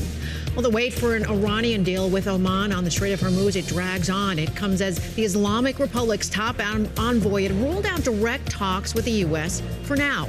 Iran's foreign minister criticized what he described as U.S. violations of a short-lived interim peace agreement. Well, yesterday, Vice President J.D. Vance, he told Fox News some progress has been made in recent talks. What we're really working through now is how you can actually set up a traffic scheme so that the ships that pass can pass through safely. That includes, of course, demining. That also includes a commitment from the Iranians that they're not going to fire at commercial vessels. Vance added that the U.S. expects the same amount of oil and gas out of the Gulf as before the conflict, and that, quote, that is what the Iranians have told us that they are going to do. Well, the Pentagon's #2 official has asked major U.S. defense companies to fast-track efforts to produce and deliver key weapon systems. Steve Feinberg, the Deputy Secretary of Defense, said it includes wide-area surveillance, air defense sensors and interceptors, and missile tracking systems. The request was made in a letter seen by Bloomberg to major defense companies, including Boeing, Lockheed Martin, and RTX Corp. And tens of thousands of people in Puerto Rico are lining up for water delivered in tankers as new rationing program continues. The island has been under severe drought for months. San Juan and other major municipalities have implemented 48-hour water restrictions for hundreds of thousands of residents. Early this morning, Resident Commissioner of Puerto Rico, Representative Pablo José Hernández, explained the situation. We have two droughts. We have a drought due to lack of water and rainfall, but we also have a drought of good management and competence. We've had this problem for decades. We've had the same political party in power for the last 10 years. In 10 years, you can get a lot done. You could fix a problem, or you could certainly make it a lot better. And none of that has happened. He added that Puerto Ricans must take matters into their own hands and be better at demanding accountability from local elected officials. He said we can't blame Washington for all of our problems. David and Christina, good conversation. It was great to have you. Yeah, thank you very much, Lisa. Appreciate it. Thanks for your perspective on that, Lisa. All right, with just 86 days until that critical midterm that's going to decide the fate of both chambers of Congress. And right now, the latest polling shows Democrats do have an edge over Republicans, but the president says that's not his fault. I mean, they're angry at Republicans, but they're not angry at me. Thing. Why? They're not angry at me, but they are angry at Republicans. Everyone's always angry. And there are some areas that are basically Democrat, but they're Trump, like Pennsylvania. I win Pennsylvania easily. Back with us now is Skylar Woodhouse. She's in New Jersey, traveling with the president this weekend. Also with us in studio, Abby Livingston, Washington writer for Puck News. Skylar, let me start with you, if I could. And I'm just curious, from the president's perch there in New Jersey, how he's looking at this political terrain. I look at these latest polling numbers, and we certainly see how low his approval ratings are generally. He's looking at the approval ratings of Democrats, I imagine, and kind of plotting a path forward in light of all of that. How is he seeing domestic politics at this point in time as senators and congressmen leave Washington for their summer recesses, and he's there to kind of pick up the pieces and plot his path forward politically. Yeah, absolutely. I mean, look, the president is facing a large amount of pressure right now as the midterms approach, as he sort of navigates his relationship with members of Congress. And this is something that he is really having to sort of figure out how he is going to proceed. What we are seeing is essentially true Trump fashion. He's doing a lot of lashing out on Democrats and saying, that he is not the problem, which is, that's how the president rolls. He's never the problem. It's everyone else. And even when last week he was in Las Vegas, supposed to be giving a speech on the economy and trying to quell concerns that voters have, but the speech ended up really turning into a rant and a rage about the Democrats. So he's really sort of having to figure out, how is he going to navigate this? And this also comes at a time where it's, raising questions on, he's sort of at this lame duck moment, and he jokes about a potential third term, but really his time is winding down, and it raises the question of, how much does the president really care as his time winds down? And, he's almost done. So it's how much effort and trying to reunite the party that does he play right now? He also talked to Punchbowl News about how he might use his veto power if he needs to. I have great blocking power, so they won't be able to do anything. In other words, they won't be able to veto, destroy right? it. No, I have great block. I'm a great blocker. And, they'll be putting horrible communistic type things in front of me, and I'll be just saying, no, no, no. But I'd rather be a positive force than a negative force. I mean, if you're a Republican trying to win a contested race, that's probably not the level of support you want from the president, just saying, oh, I'll veto it anyway. But how dialed in is the president to these midterm efforts? I know we talk constantly about other things that have occupied his time, including various construction plans throughout Washington. But, are people like Susie Wiles and advisors trying to get him more focused on backing some of these Republicans in the midterms, or have they kind of given up the ghost on that? Yeah, well, Susie Wiles, she is going through, she's navigating some health challenges right now. And really, I mean, one thing that she has sort of done is sort of let Trump be Trump, and then has really controlled the reins behind the scenes. And I think what we're seeing right now is that point as we near the midterms of how is the administration sort of working? Who is getting in Trump's face? Who is having that FaceTime? Who is easily able to have meetings with him in the Oval Office? And, we're sort of seeing a little bit of maybe that Trump won chaos coming back a little bit, and sort of, seeing some of the claws come out just a tad. But there are still a lot of, of advisors for President Trump who were really trying to get him to focus on the midterms. But at the same time, the president is really focused on a lot of, pet projects and like the reflecting pool, which, for voters is how much they care about that over the economy. All right, Skylar Woodhouse at the White House for us. Thank you so much. We appreciate you being with us. Abby, a quick question for you. We're going to talk to Haley Stevens here in just a moment, the congressman from Michigan. Before we get there, I just want to put up that poll that we cited at the beginning here. That's the Ipsos poll showing if midterms were today, would you vote for the Democrat or the Republican candidate? We see 36% saying Democrat there. Well, how do you read that this many months out from the midterm elections? Well, we're getting pretty close to the starting gate of Labor Day. And so these numbers are very good for Democrats. But the problem is that amid these numbers, there are all these contentions within the party and factionalist elements, and it's most squarely in Michigan. So that's why she's a really great guest to have. All right, let's bring her in. Speaking of. Yes, Congressman Haley Stevens of Michigan joins us now, fresh off that Democratic primary. She ran for Senate, of course, finished second in that primary with fewer than 20,000 votes, separating her from the winner, Abdul El-Sayed. Thank you very much for being here. Great to have you with us. And the message very much was certainly on the heels of that campaign, unity among the Democratic Party. And I wonder sort of what your life looks like in terms of politicking here in the weeks ahead. Will we see you campaigning with the Democratic nominee here in the days ahead? Well, I can tell you I'm still in my House position, right? So I'm a Democrat who flipped a long-held Republican seat in 2018.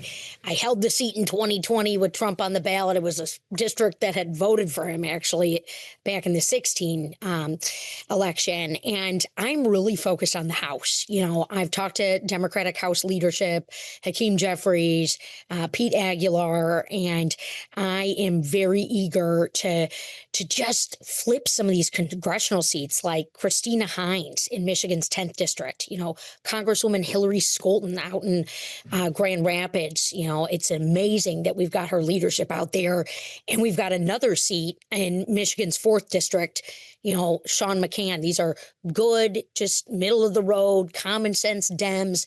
Really excited to be sleeves rolled up alongside them. And the party knows, you know, all the nominees, the whole ticket knows, you know, here in Michigan, I'm going to do whatever they want as I finish out the remainder of my congressional term. And I know that, you know, Abdul, right, we campaigned against one another for a good year and a half. So I don't, you know, maybe he's sick of hearing my voice. I don't know. I'm just kidding around. But you know, he hasn't asked you to join him. He hasn't made that overture yet.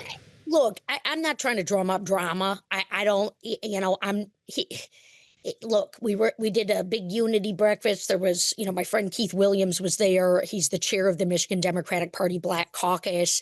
You know, I'm really proud to, you know, have had his support in my race, but we all know, you know, we're Team Dem. So, you know, they're going to be figuring it out. They've got a quick runway, and I think America, truthfully, if I can just speak candidly, I think people here in Michigan and across this country, they are just so sick of this negative, nasty, constant campaigning, butthurt if you don't win.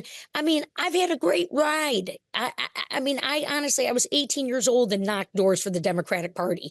You know, I was motivated to run because I saw Trump win in 16. I was working in an R&D lab, and I'm thinking, oh my gosh, there goes the scientific research budget. And so I put up my hand for a long shot run for Congress. I won. You know, I won a 6-way primary, 7,000 votes. Similar to this one. Who are those, you know, 15,000, 7,000 people in these, you know, in these primaries? I don't know if I'll ever know, but, you know, I'm proud that my name and my message was out there. I'm proud to be a Democrat. And certainly some of the differences between my former Democratic opponent and they're out there. They're on full display. Everyone knows that what was said in the primary was said. You know, I am a passionate, you know, industrial policy geek Democrat. I'm a Zionist. You know, I'm certainly going to continue to say that loudly and proudly, particularly as I'm leaving the halls of power. And I think that many fellow Zionists in both parties and maybe in that independent column, you know, they've got to know that they're protected and that their security is important as well.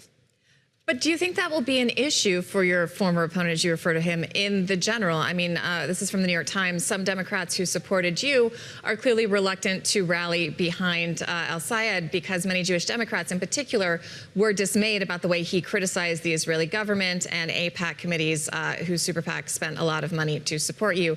When it comes to the general, are you confident that not just your former opponent, but several of these either self-identified democratic socialists or more left-leaning opponents can swing to the middle and get those middle-of-the-road independent voters, which are really the only votes up for grabs in so many places that are so close? Well, I hope you don't mind. I'm drinking my cola. No, please. You know, it's the good stuff, right? But it's a good question. I think the nominee's going to be able to, you know, he knows what he was doing, just as I knew what I was doing. I mean, I can only speak to, you know, my campaign, right? Because I was living and breathing it. I mean, I don't want to get in it all. I'm not a big speculator of somebody else's internal thinking. I think we get into a lot of that and it gets negative. But My beliefs were fully on display. I was not hiding from them. I want a two-state solution. I want a Palestinian state. I want dignity for Lebanon and Syria. And I also, want to see a Jewish state that is deeply persecuted continue to be supported. I'm really honestly proud of my record in the Congress. On these Middle East issues, I'm co-chair of the Congressional Task Force on Hostages alongside French Hill, who's a Republican from Arkansas. We coordinated regularly with the hostages held in the families of the hostages held in the Hamas tunnels. That was a brutal situation. Look, all Americans want long-term peace. I don't think that's, hard to come by. And again, I don't know who these handful of thousands of voters are, in this primary. The way I look at the primary, I think Abdul won. He got more votes, and Democrats like Democrats, and then in terms of this general election, he's got all his, back of the office, political wizards and people who are going to give him advice, and he's going to have advice, and, Gary Peters, Alyssa Slotkin, our senator, soon to be senior senator, she's going to be campaigning alongside Abdul. She's, now going to be our senior senator, and that's just, I'm on my way out, and of the office that I love to hold, but I'm okay with that, and I'm going to help the congressional tickets and do whatever anyone else wants me to do. I'm just happy to be on the team. Honestly, I love this country. I love American democracy. I love fighting for people to make government work for them.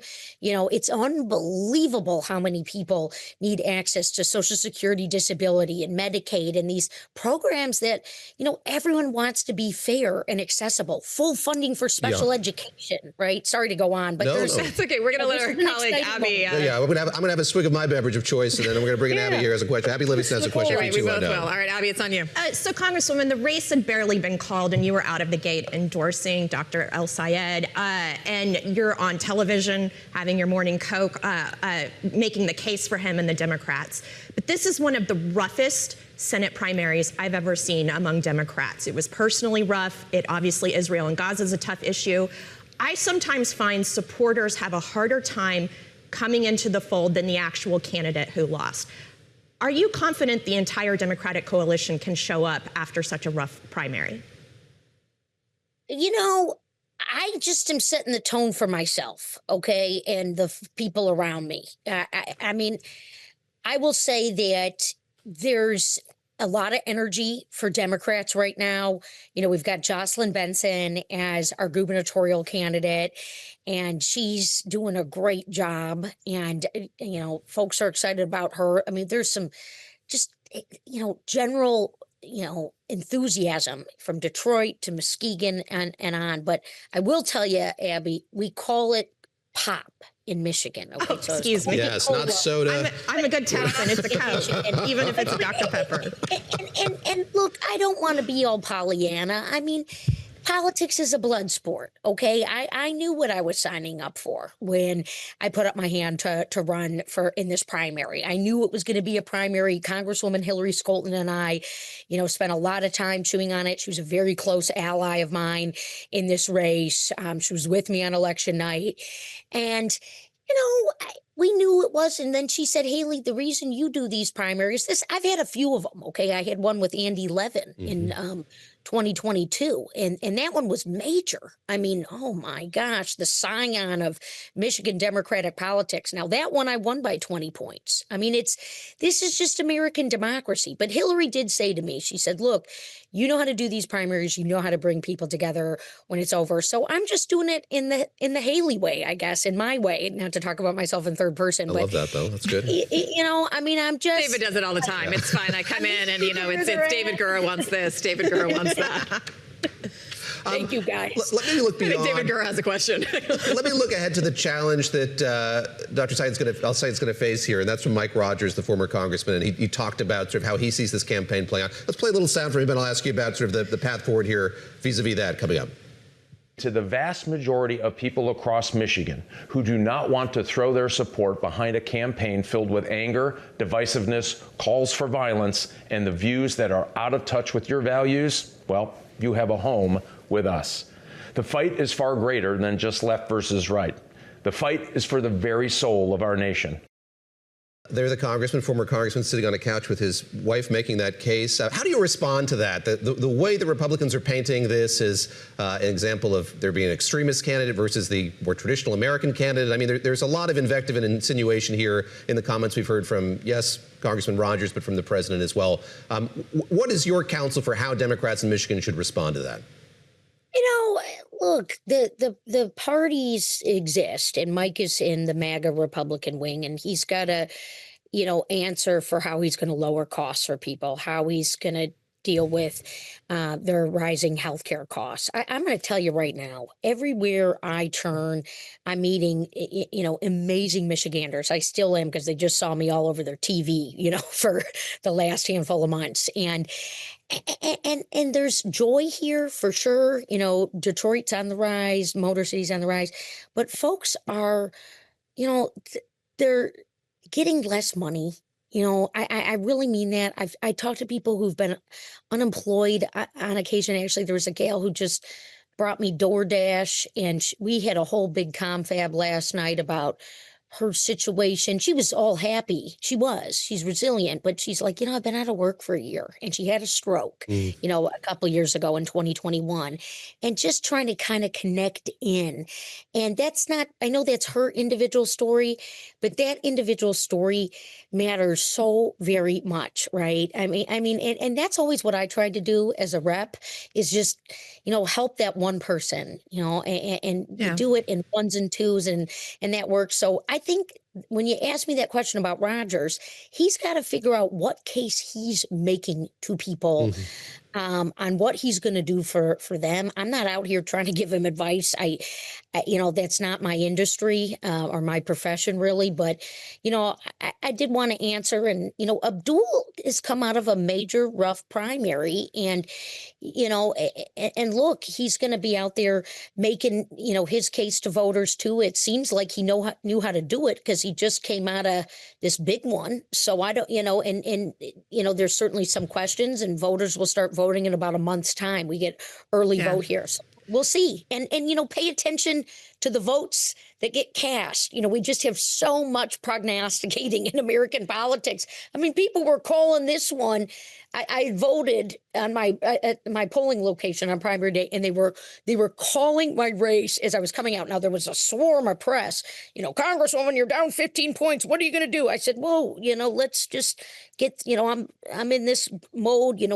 Abdul says he's not a socialist. I condemn socialism, this and that. Again, not trying to, I don't really know Rogers. Okay. He went to Florida. I never served with him. Seems like he made a bunch of money. He's, like you said, he's sitting on the couch. So, maybe he's trying to go to the Senate now.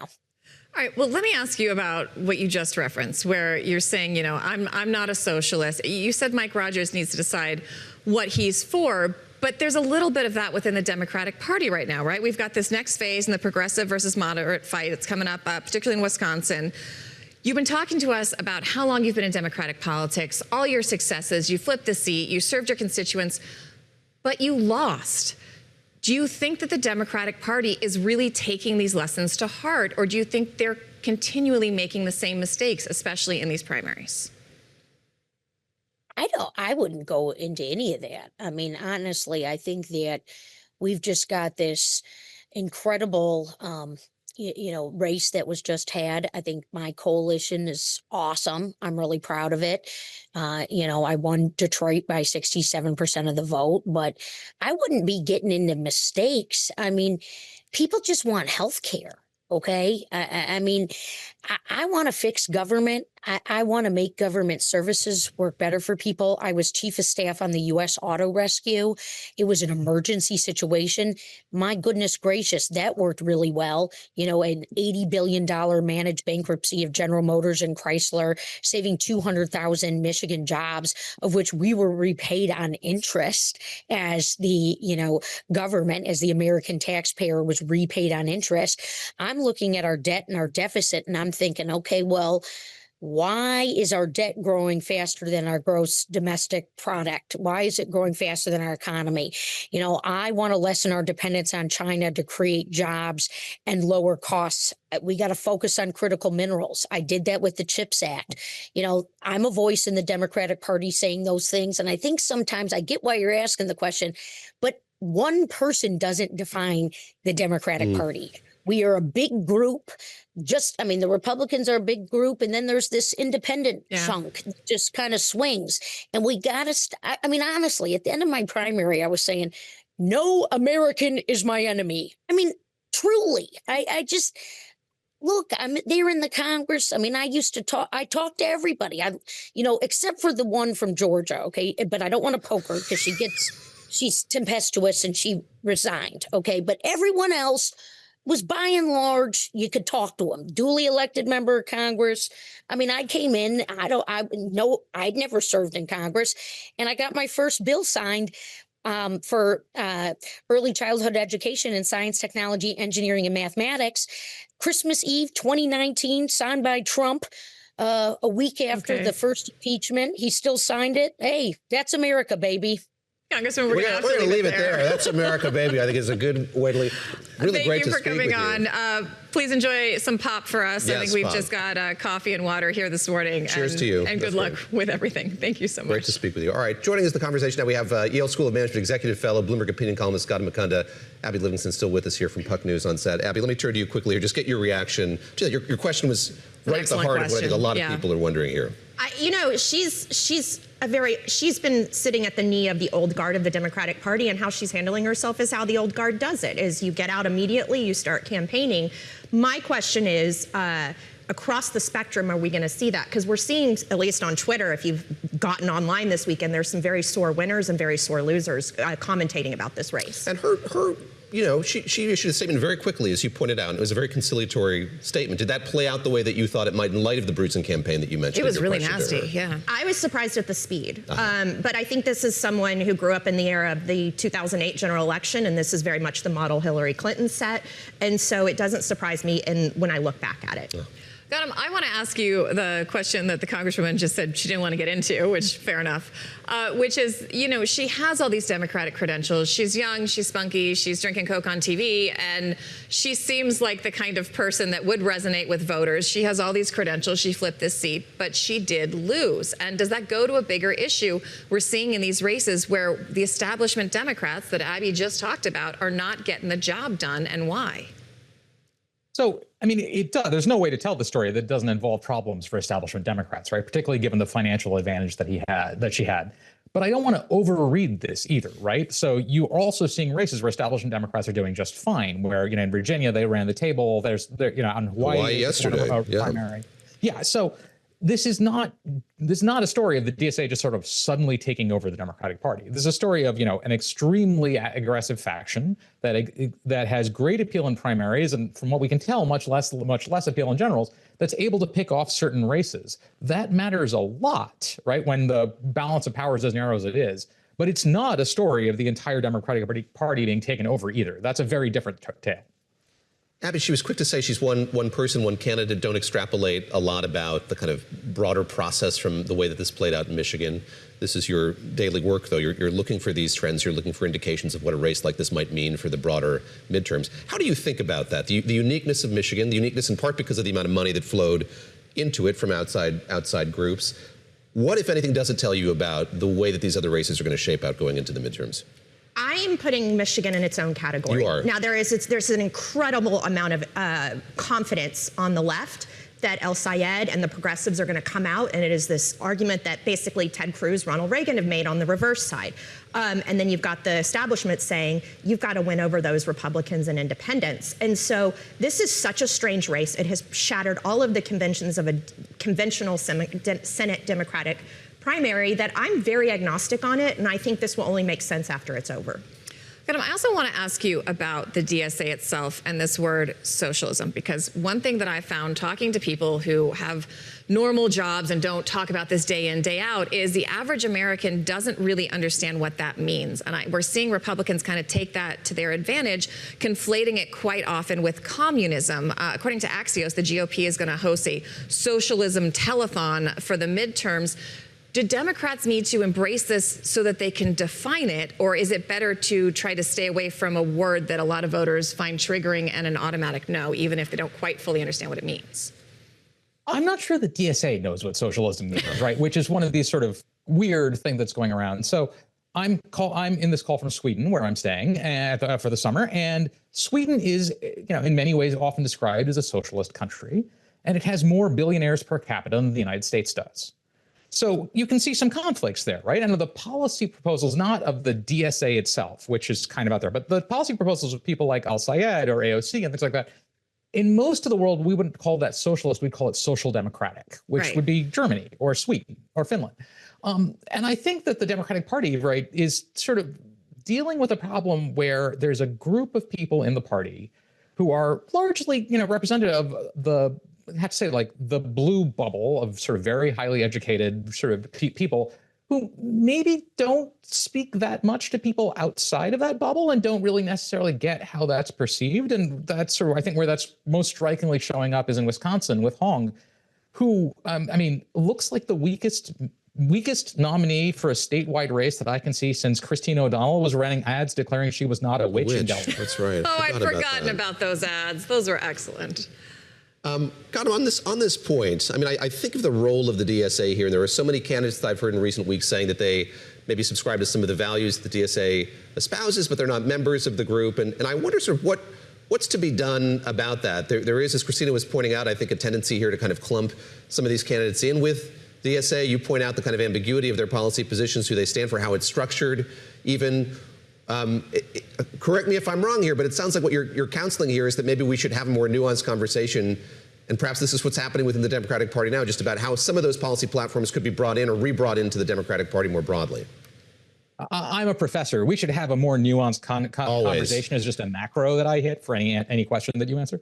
But I think what we really need to do is twofold. One is we should say that, look, I would not count the establishment out. This is a huge phenomenon, and they are sort of scrambling to figure out how to make sense of it, and they may or may not succeed.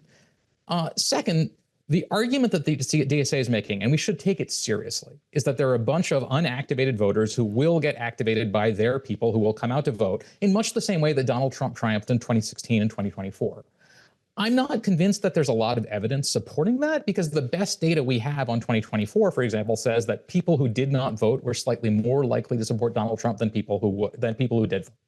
So what we are going to run that experiment, and the advantage they're going to have right now is that the baseline numbers for Democrats are so strong in this election that if, Rogers lost in a nail biter in 2024, 2026 is going to be like 3 to 4, maybe 5 points more Democratic. So if Abdul Sayed only underperforms by, let's say, 3 points, which is significant in most elections, he's still going to win. And so we should really, as we think through this, I think that the nuanced conversation has a lot to do with, like, who's getting attention, how much of that attention goes in the primaries, how much is the total dysfunction of the DCC, which is basically broke, and the central party, and how much of that will change once we get to the real media firestorm of 2027 and 2028 with the presidential election, when the people who set the tone for the Democratic Party are going to be running for the nomination. And I would put pretty high odds that, with the possible exception of AOC making a run, none of them are going to be DSA members or even closely affiliated with it. Abby, before we end this, I want to pull back a little bit and talk about the president, his approval ratings, and what this means. Because it seems to me at this point you've got a very unpopular president, but now you've got Democrats kind of getting in their own way, which should be an easier battle for them they've had in the past. And when it comes to folks being leery about democratic socialism, these candidates they don't understand, and the polling on the president's war and the president's policy and the disapproval rating, the approval rating hovering around 38.5%. Where does that break?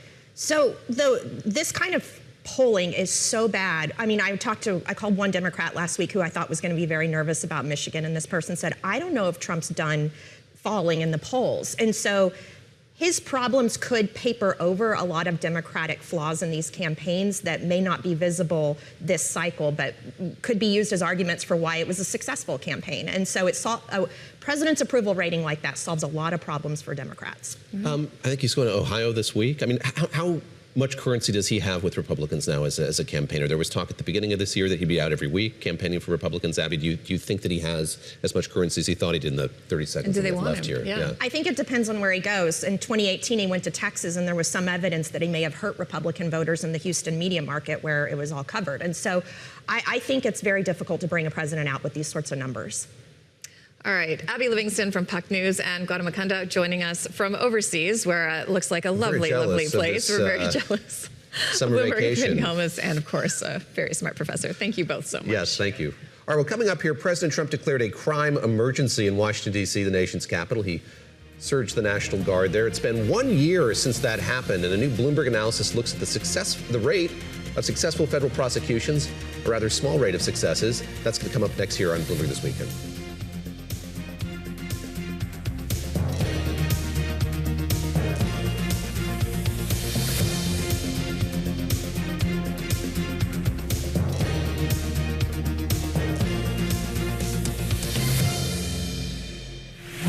Thank you for joining us live on Bloomberg This Week, and I'm Lisa Mateo. Let's update you on today's top stories. Apple has reportedly been testing memory chips from China's CXMT across product lines, including iPhones and MacBooks. The Wall Street Journal is reporting Apple has held early talks with the company with the goal of using the components in some devices sold in China.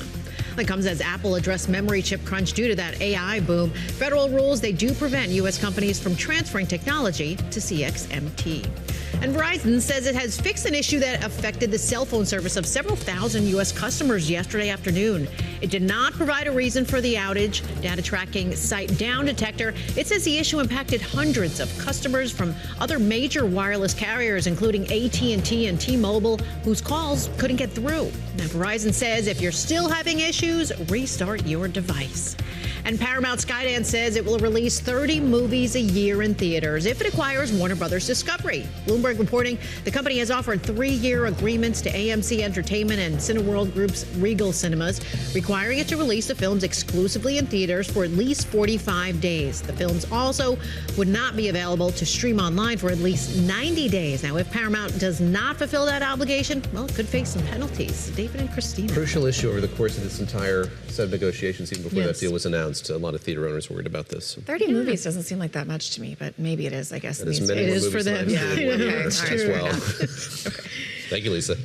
President Trump is still pushing claims that the Lincoln Memorial reflecting pool was vandalized after losing his longtime ally, U.S. Attorney Jeanine Pirro. She openly refuted those claims and dropped criminal charges, admitting in court filings the damage was, in fact, from bad workmanship. Well, it's been 1 year since Trump surged National Guard troops into the Capitol to reduce crime. In the weeks later, federal prosecutors charged 27 people with assaults on federal officers. But a Bloomberg Law analysis found most of those charges were dismissed. We spoke with Bloomberg Law editor-at-large, Keith Alexander. So last August, the president sent in 400 National Guard troops to basically canvass Washington, D.C. in hopes of bringing down crime. Also sent in other federal troops, immigration officials, things of that nature, custom border people as well. And the idea was to really reduce crime. Now, remember, at this time, crime was already down year over year about 25%. Now, fast forward, going into a year later, crime is now up year over year, 2%, despite thousands of National Guard troops patrolling the streets of Washington, D.C. What was the reaction to the surge in the city? I mean, I was living there at the time, and let's start with a case. Start with Sandwich Guy, who became like a little bit iconic. And it's easy to laugh at the specifics of the case, but this actually kind of ruined this guy's life in the end. Can you talk us through kind of that case and why it's being used in your article to kind of illustrate what this push to charge folks has done to both the system and these individuals? Sure, Christina. A lot of your viewers may remember the Subway sandwich guy, Sean Dunn. This gentleman was arrested for throwing a turkey sandwich from Subway that he just purchased after leaving a D.C. nightclub at an officer. He was angry. He was frustrated. These officers were on the streets of Washington, D.C., and he just threw a sandwich at the officer. Well, he was arrested, and he was charged with a felony assault on an officer.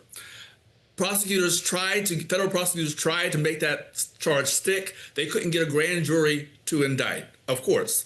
So what they did was they lowered the charge to a misdemeanor. After he was arrested, right before he went to trial, he lost his job with the Department of Justice, and he went to trial, and of course, he was found not guilty of assault. I talked to Mr. Dunn. I was the first reporter to talk to Mr. Dunn after this whole ordeal, and his life, he says, is now in ruins. He has left the Washington, D.C. area. He's trying to find a job. He is thinking about suing the federal government for being dismissed without merit. He was denied unemployment insurance by the city of Washington, D.C.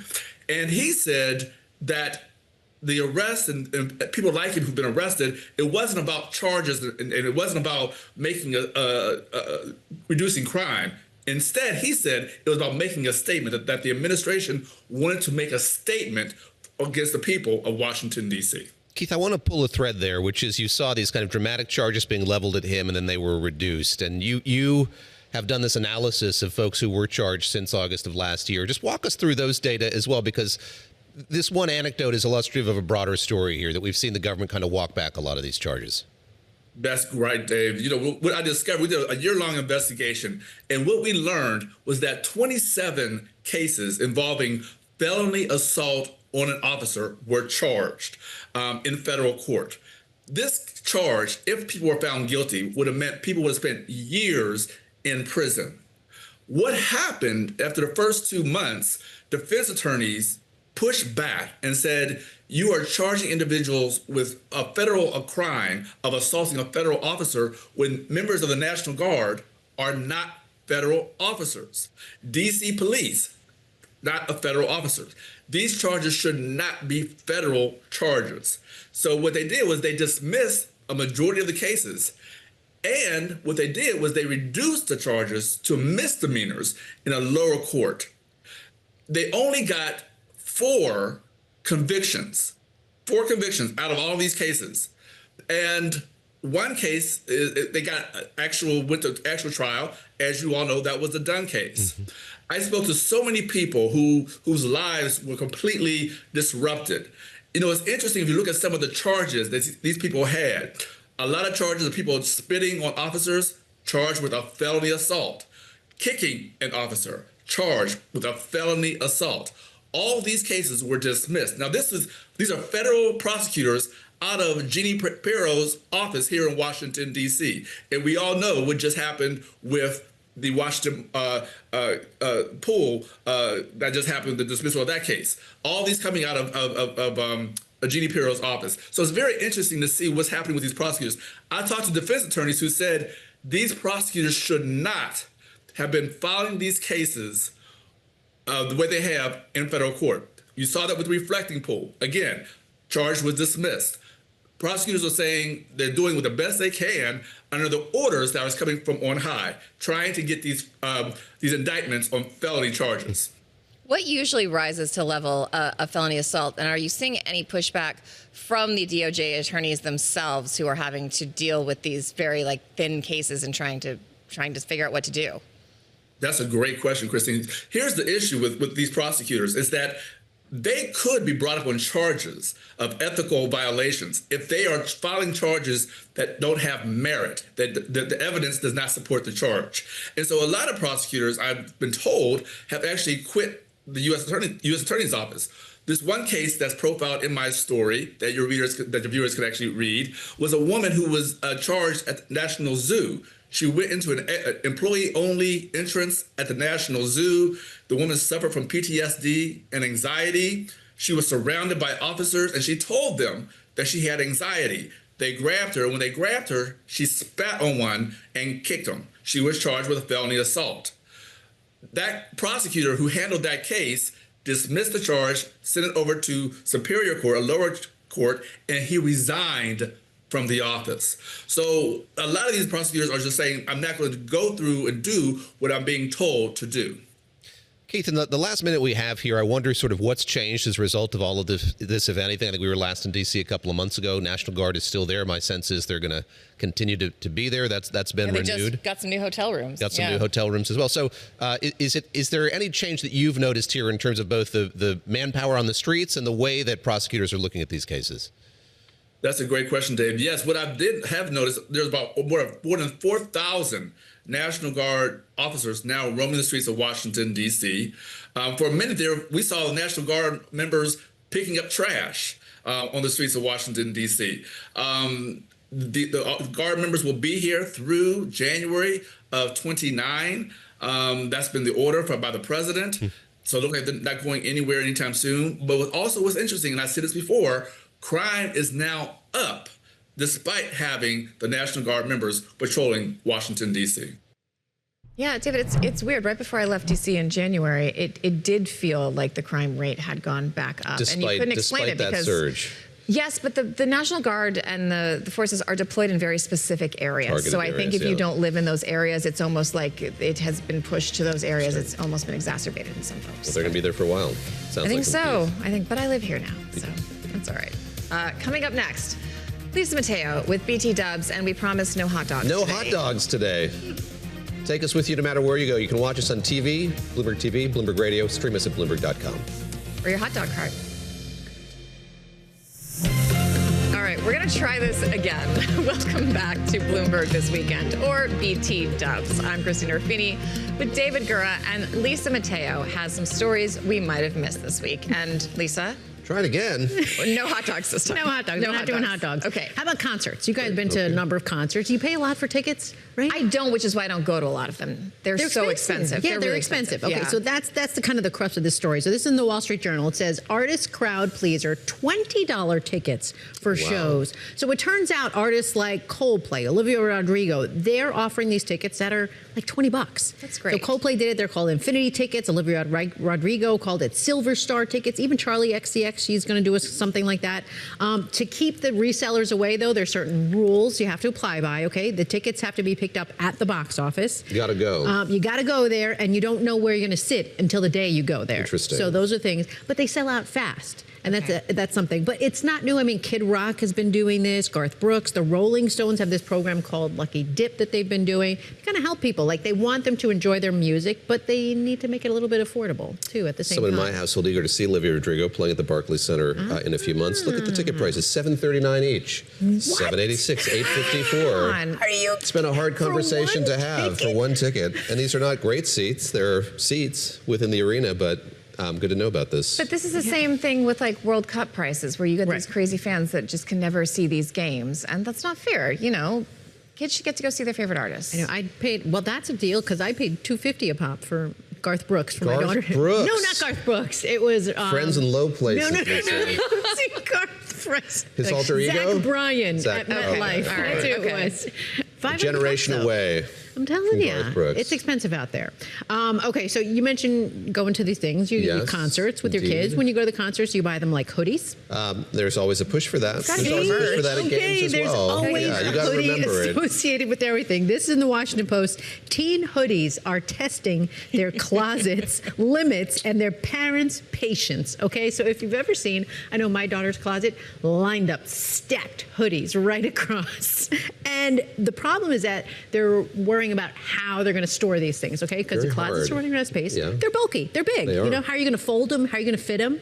And now these young teens are going to college, and so parents are like, how are you going to fit all these in a dorm room? Some agitation on Lisa Mateo's part here. This is a personal story that Lisa has selected for reasons we don't really need to get into. And what do you do? So they have like all these solutions. There's Facebook groups out there for this. To get rid of them. For people how to do it. Yeah. My daughter says she's taken half. Okay. She's taking half the hoodies. Yep. And then she comes back from break, brings those back, and then it'll be the digs the other fall, one get a back. new set. See, you get a new set. That's it seems smart. like fresh, brand new. That's for like such Bat mitzvahs, it's like the gift you Yes, got. I was just really? going to say. Oh, yes. Yes. Is it a bat mitzvah if you don't get a hoodie? I don't know. Oh, I didn't know this. It's a thing. You I go also down the Jersey saw- Shore, you get a hoodie. There you go. And I saw in your video there the old Goat USA. You know that brand. Boy, do I. See? This was a conversation You probably last don't own night. any Goat USA. I have no idea what you're Talking talking about. Add that to your wardrobe. I don't own any either. So I did have so many hoodies in my teens. It's not something I have as an adult, but my parents who moved from Colorado still have like 2 full drawers of hoodies that I just left there when I went to college and never. They haven't given them. Be warned, Lisa Mateo. The promises of hoodie, carriage may not happen. This followed her Hot Topic goth stage that we still need proof of. Yes, we do need proof of that. Drawing it all together. Mom and Dad, Saturday hop and Sunday. on it. It's a show across 2 days. If you're just tuning in today, you've missed a lot of the inside jokes, but tune in on Saturdays. It's a wonderful as well. time. It's a wonderful time. It is. All right, let me take you from hoodies to clothing you can wear to keep you incognito. Okay, let me explain. All right, this is from The Guardian. Adversarial clothing are garments designed to confuse facial recognition systems about to go mainstream. So let me explain. These are carefully designed arrangement of shapes, colors, repeated patterns, and what they do is they throw off computer vision systems. So if you're listening on radio, it's kind of hard to describe these patterns. I don't know. How would you guys describe Well, it? like you're having a visual migraine. Yes. It's like you've got like a visual aura. And that's what it does to these these visual systems that are out there kind of tracking people. So that's why they're wearing this. It's a little odd, but it's kind of with fashion. I mean, it's how you speak. It's a form of expression. So they're kind of voicing out their concerns against really people we're talking tracking about them. concert halls. I think now when you go to a lot of concert venues, you're being kind of photographed especially going one in New York had some controversial moments for allegedly using facial recognition, and people don't want to be on these lists. I mean, I think it's really interesting, and I think it's interesting how they're trying to make them wearable too, right? As you've put these up here, they're all different, and some are colorful and some are digitized, and that in itself seems like a bit of a fashion statement, especially the story we did earlier this week about camo becoming big. It's a different kind of camo. See? It's a different camo. I love that. Tying it all together. Vacation time. Vacation time. Oh, Boy, David Gura, here it is. Martha's Vineyard. Good morning, 92.9 Boston. To our listeners in the greater Boston area, to the top of Mount Katahdin, as Tom Keene would say. Okay. You rolled that out very smoothly. No comment. Lisa. One of David Gura's favorite hotspots. Yes. Also, the Obamas have a house there, so do. it is a popular place. This is from Bloomberg. Martha's Vineyard ticks drive tourists to scrap $12,000 rentals. Yeah. Ticks a big problem. They are, and deer ticks had been an issue there for a very long time. There were a lot of deer. It's something that's immediately noticeable, but now there are these other smaller ticks. Yes, the Lone Star ticks. Which transmit this alpha-gal syndrome, which gives you a meat allergy. You can't eat meat, dairy products. And it's been really wild to watch, how that spread. You hear about it anecdotally, and then if you go to shops or restaurants, they sell food items that don't have those items in there. And they call it alligal, like they call it that on the menu. It's crazy. But can you not go to your fancy beach without trudging through the tick-laden bushes? They're just everywhere. Very quickly. This specific one is everywhere. No, and the Lone Star and ticks come after you, unlike deer ticks. They are. They're aggressive. Sad that our radio listeners can't watch me doing my Thank you for radio listeners really missed that illustration. People are canceling their vacations. So not David Gura though. Not David Gura. Lisa, thank you. Thank you for joining us, all of you on I'm Bloomberg going to this London. weekend. I'm not dealing with ticks there. Join our colleagues in Asia this evening when global markets kick off trading, 7 p.m. Eastern Time. I'm David Gura. I'm Christina Ruffini here with Lisa Mateo. We'll be back with you next weekend. Stay tuned.